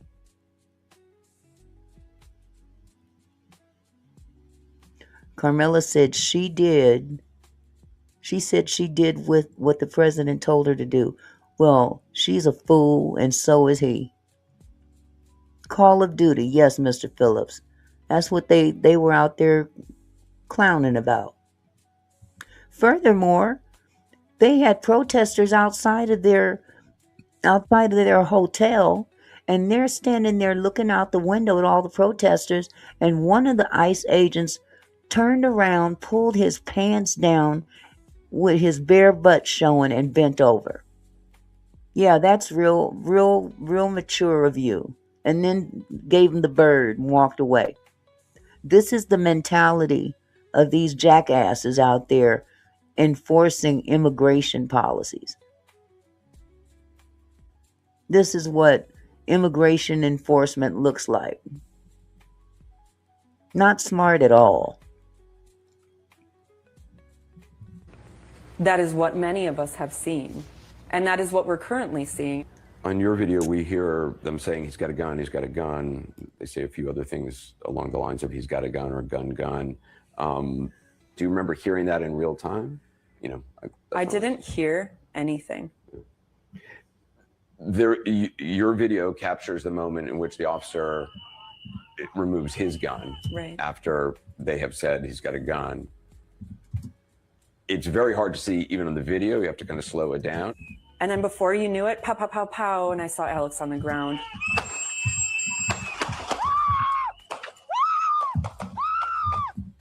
And then there's nobody around. After he was shot, the agents fled, and all I saw was Alex on the ground. One of the things that's shocking about the number of shots is that the last 5 shots or so are actually from a distance where he appears already lying on the ground, not moving. Do you remember that? Again, this is happening in honestly, Alex seconds. Being shot is the most memorable part of it. The agents are not a part of that, I think, because I watched him die. I watched him die. I remember him arching his back and his head rolling back, and it was so fast moving, but not for me. Like, when they left, when they fled, which now I see. Dawn, I got the video. I found the video. Thank you. I didn't see it in the email, but I did just find it. But thank you for looking out, sweetheart. Yeah, after the shooting, they decided to just scatter and save themselves. Watching him die. When the shots are fired, you begin to scream, what the F did you just do? Do you remember that moment? Do you remember screaming that? I remember the feeling inside my body. Of course, I wish I wasn't saying that word so often, but at the same time, that's how angry and I don't know if anger is the right, mortified. That's just how mortified I have been feeling and helpless. I couldn't believe what I was seeing. Like, what? And I knew he was gone because I watched it. And then they come over to try to perform some type of medical aid by ripping his clothes open with scissors and then maneuvering his body around like a rag doll, only to discover that it could be because they wanted to count the bullet wounds. Lil Isha, I'm going to ask you, clearly you're new to the channel and welcome. I appreciate your comments. However, we do ask that you be respectful in the chat, okay? I appreciate it. I'm just gonna ask one time. But we're not going to make this about who should have gotten on a boat and stuff about white people, because there's enough mess to deal with already. But again, welcome to the chat. Your comments are appreciated as long as they're respectful and not attacking other people. Okay, thank you. To see how many they got, like he's a deer.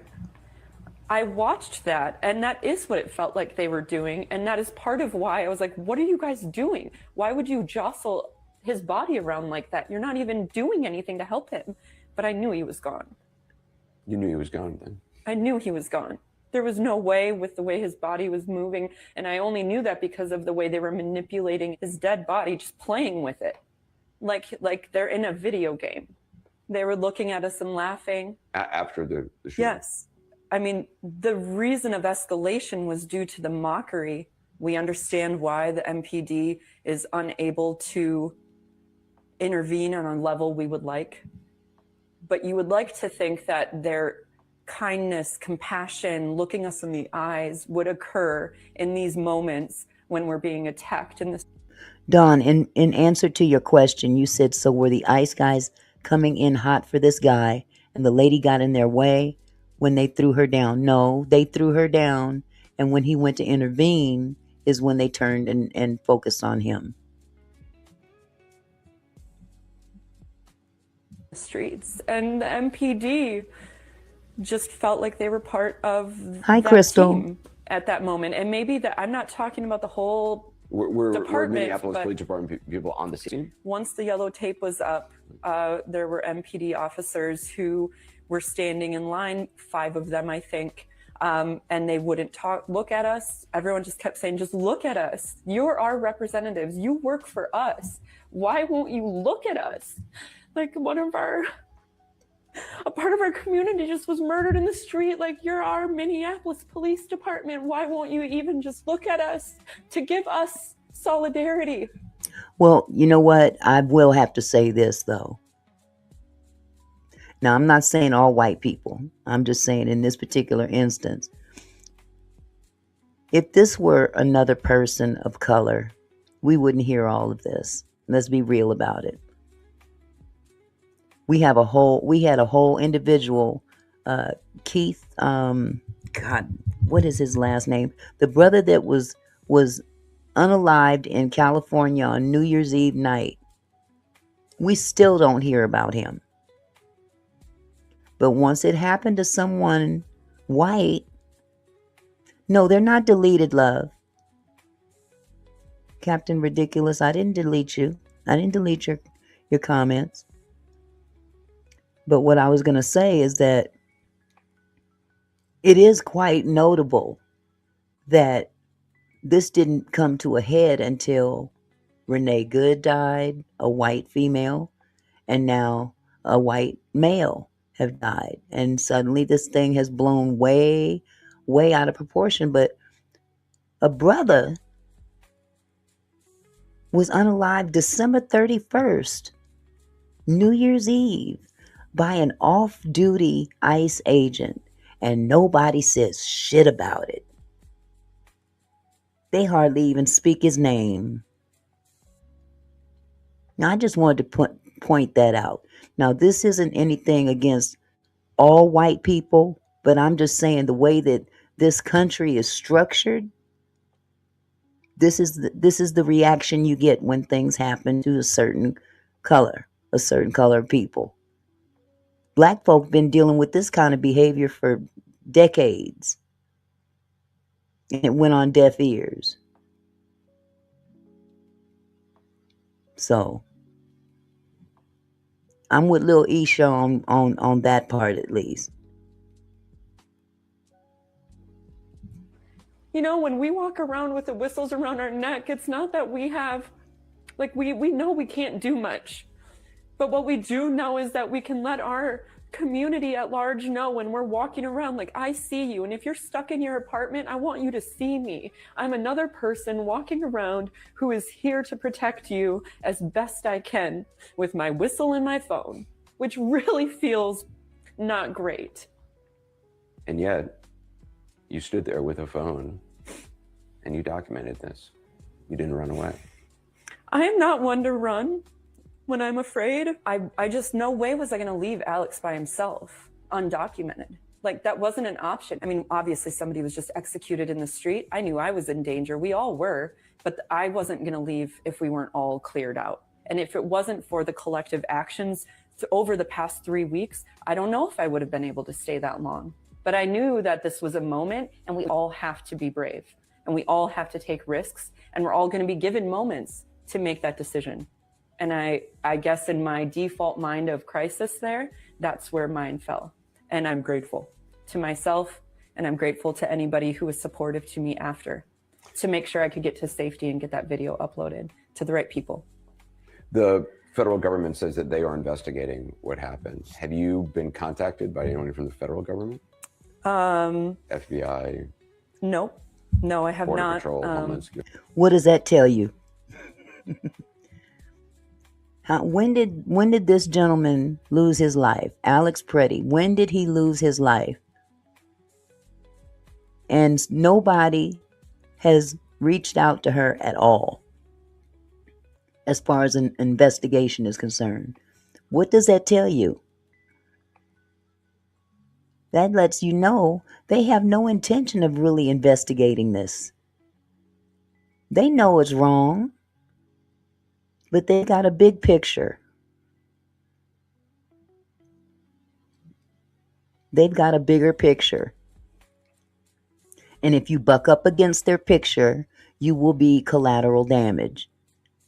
It don't matter what color you are, because the people higher up have an agenda.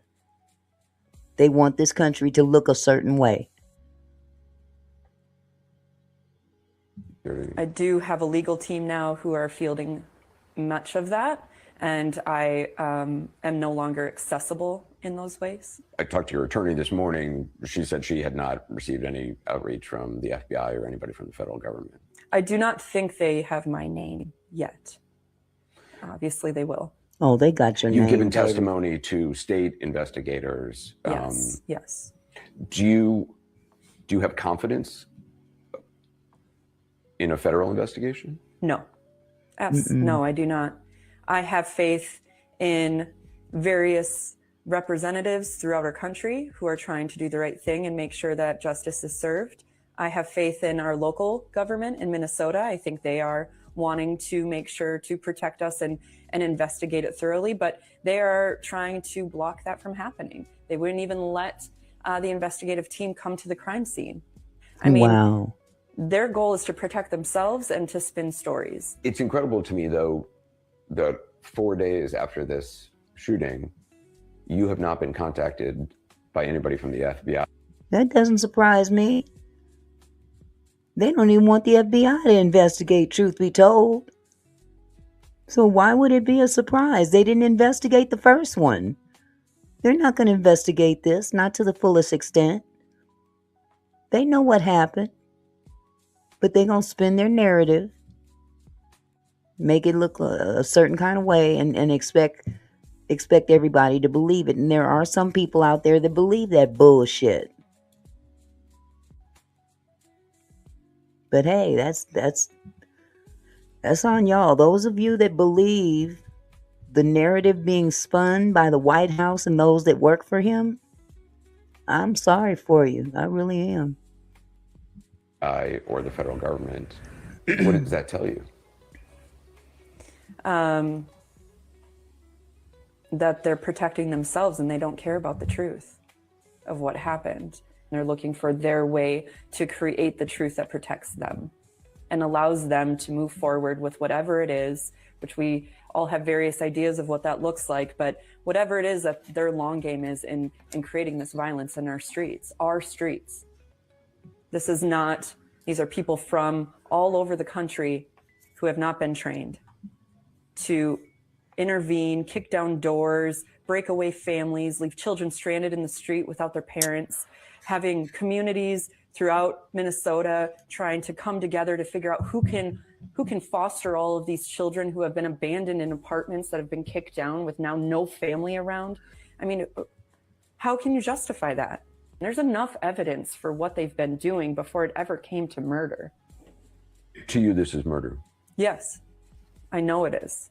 It was an assassination in full view in the middle of the streets of somebody who has served our country and continues to at the Veterans Hospital. Like, nobody should have to worry about being assassinated in their streets, especially in America. They won't know. They won't just get you in the streets, baby. Listen, there was a man recently thrown into one of these detention camps who was the sole caretaker of his son who was severely disabled. And they took that man out of the house and left that young paraplegic son of his. And he was a grown man, but nevertheless, he was solely this man was solely responsible for taking care of his son. And left that man behind, and he just died. He just died because they took his only person designated to take care of him. He was severely paraplegic. Left him in that apartment all by himself and had no other recourse. And this young man just died because he wasn't being cared for properly. And he's grieving the loss of his father who was taken away. So they'll get you one way or another because you're collateral damage. They have a quota to meet, whether it's justified or not. And a lot of these people that they're throwing in detention are not illegal. They just look a certain way. So this is legalized racial profiling. Oh boy. David, someone says, all y'all dumb. Both sides want this. That's why the Minnesota governor keeps stoking protesters and government wants this. Division is what both sides come together to do. Immigration riots will be the new thing. Okay. Thank you for your comment, David. Which, nowhere it should be that way. I think people are feeling like there's nobody here to help us. There's nobody who can step in to protect us. And I think people are at a loss and shooken. Like, what do we do? What can we do? What is in our constitutional rights that don't seem to matter? The Constitution doesn't seem to matter. There's many people who have died, but we don't know what that looks like. You know, people from being detained and having a medical crisis without intervention. I've heard of many stories where people are sick and they don't have their medications. Like, all of those human rights violations, those stories aren't being told yet. So this is only the beginning of a very long road. When this does end, we're all ready to move forward with productive ways to make this better. But how do we do that when our local officials in the state of Minnesota also have their hands tied? So it broke down to, then it's us. We only have each other. Nobody's here for us. Nobody's going to help us right now because their hands are tied.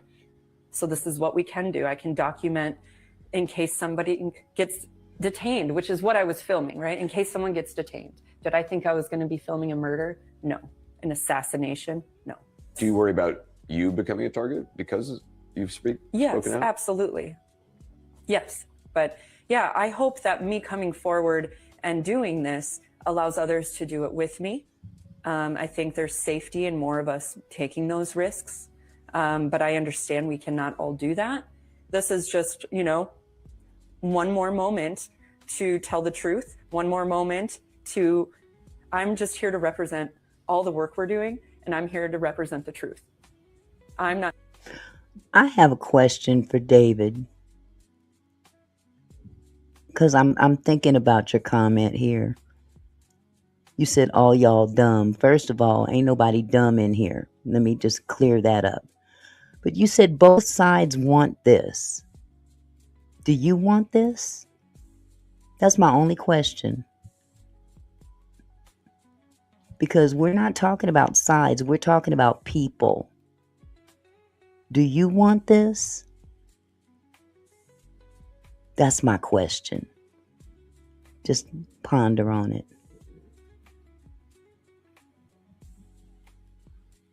Not here to represent me. I'm here to represent we. I care about my community. I care about my state and my country. And this is one small thing I can do.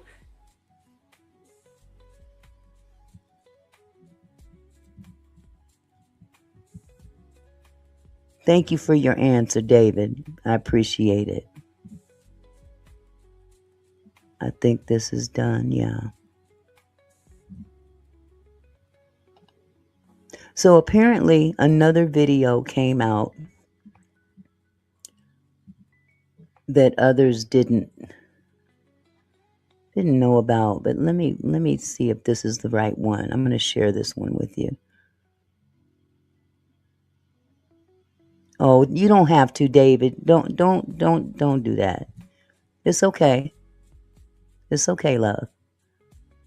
Let me share this video. I'm trying to see if this is the right video or not. You know I be struggle streaming, y'all. Oh my goodness.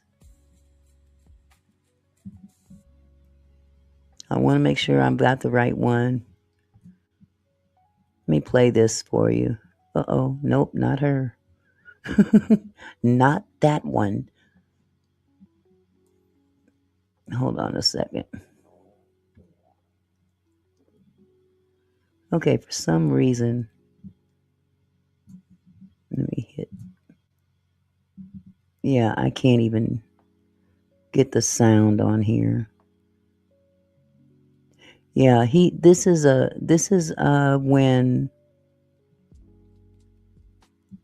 when he kicked.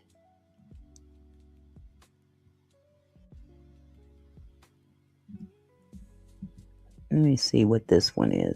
I can't stand struggle streaming. Let me get rid of this one. My bad. I'm sorry. I'm sorry.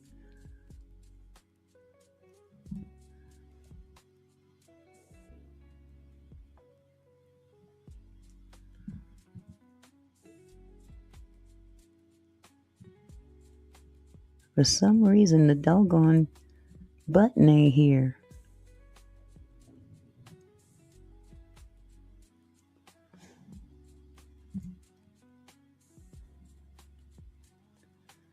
But we gonna have to go. We just gonna have to disregard it then, because I can't get it to play.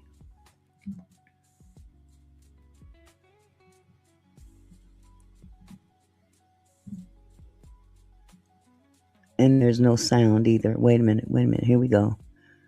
I think I found it.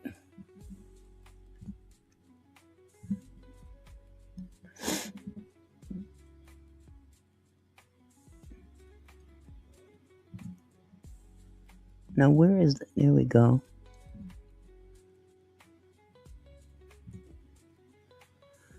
Okay, y'all, please bear with me.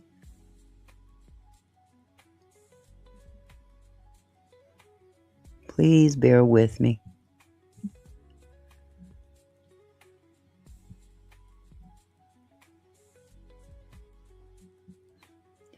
Okay, I think I got it.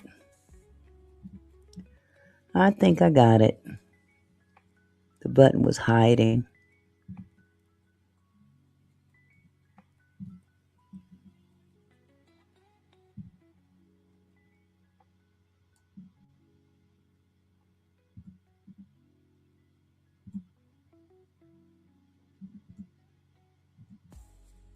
It's still not playing. Dadgummit.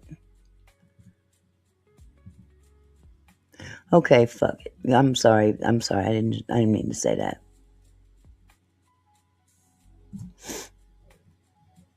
We'll just play this one instead.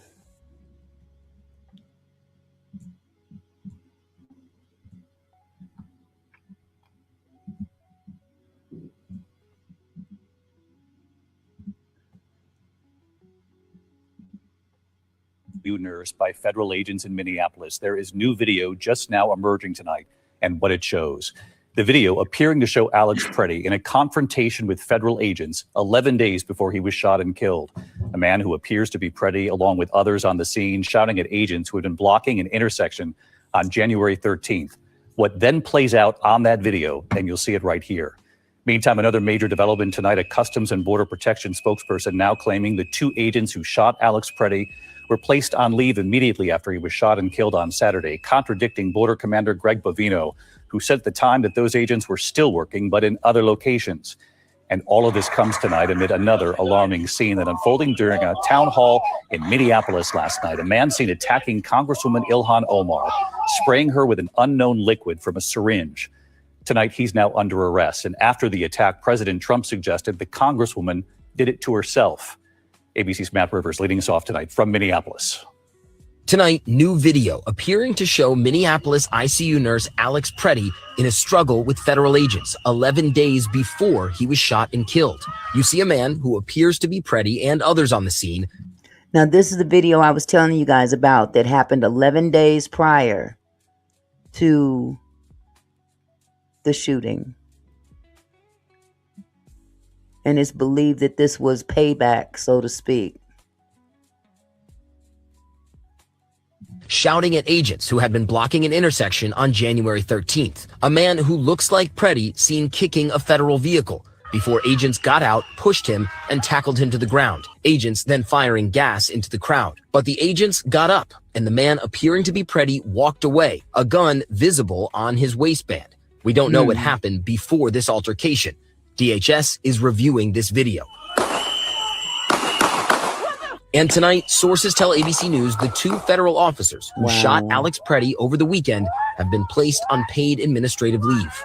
So it was 2 officers that shot him, not 1. Because that was up in the air for a minute. Boy, that was so unnecessary. A Customs and Border Protection spokesperson telling ABC News the 2 officers have been on leave since the shooting Saturday. But that directly contradicts comments made by Border Patrol Commander Greg Bovino over the weekend. All agents that were involved in that scene are working, not in Minneapolis, but in other locations. That's for their safety. We asked DHS about the discrepancy. Are they on administrative leave or are they working elsewhere? And we have not heard back. According to a preliminary DHS report sent to Congress, one of the federal officers involved is a Border Patrol agent, and the other is a Customs and Border Protection officer. That report says DHS conducted a preliminary review of body-worn camera footage. And it's the first time the agency has acknowledged critical facts, including that 2 agents fired guns during the shooting. The DHS timeline says while agents attempted to take Pretti into custody, a struggle ensued. And a Border Patrol agent yelled, "He's got a gun," multiple times. 10 shots were fired in just seconds. Wow.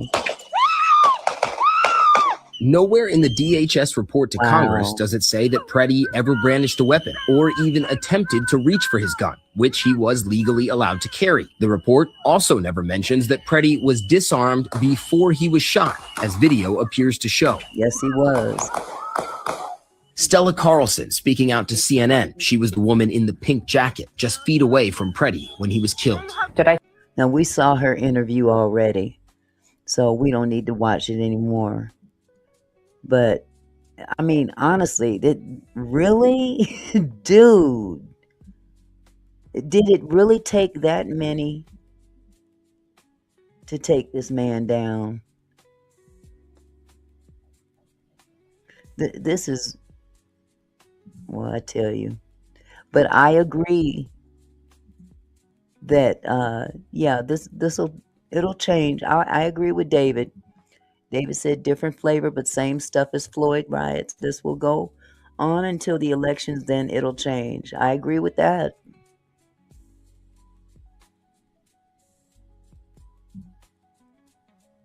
But I did happen to find this will be the last one for tonight, and then we'll shut down the live. But this is how ICE agents act when they're not on duty. This is how they behave when they're not on duty. Hold on a second.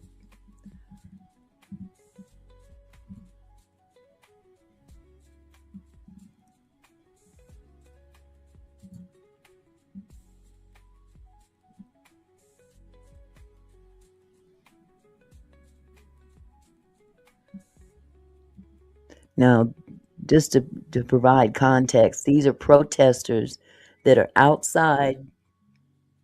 They're outside of the hotel that these agents are at.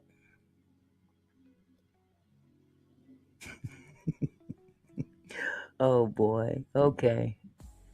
Here we go.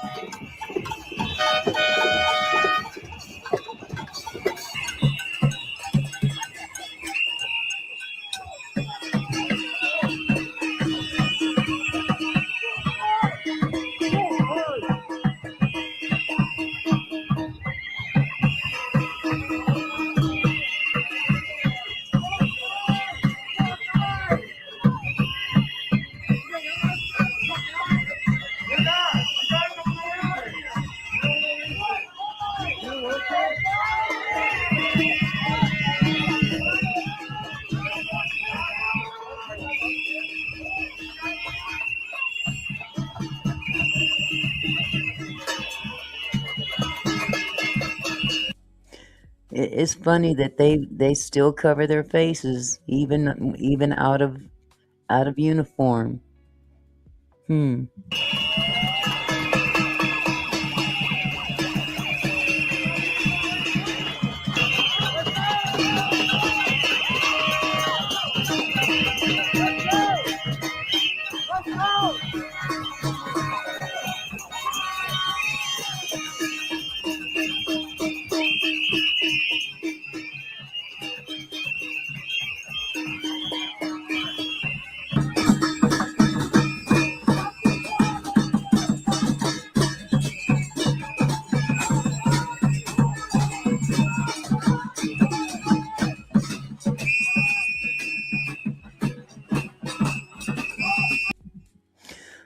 Oh my goodness. Hello, Lisa Strobe. How are you? You are late. Well, you guys, that's going to be it for tonight's show. But I appreciate all that have joined us, both pro and against. And I hope you guys are just mindful of your surroundings, no matter what side of the aisle you stand for. Just be careful out there. Just be careful out there, because it could happen to any one of us. Any one of us. Just wind up on the wrong block at the wrong time. So again, I welcome everybody that has come in tonight. Those that are new to the channel. If you enjoyed this content and enjoyed the ability to participate, then subscribe to the channel. I welcome everyone. As long as you're respectful when you come here, we can have a difference of opinion. That's fine. So everybody stay safe. God bless you. I'm out.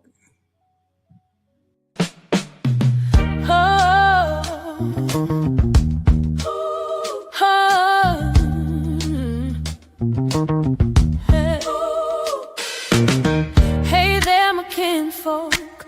Thanks for stopping by.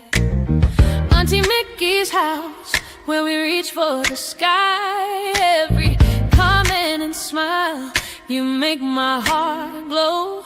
Together we're strong, together we grow. From gossip to politics, we cover it all. Sharing laughs and thoughts, having a ball. Your support means everything that I know. Feels like family here in this sweet show. So let's keep it flowing, keep the love alive. Every moment together makes me thrive. You're more than viewers, you're my kinfolk. You see my gratitude runs deep as the sea.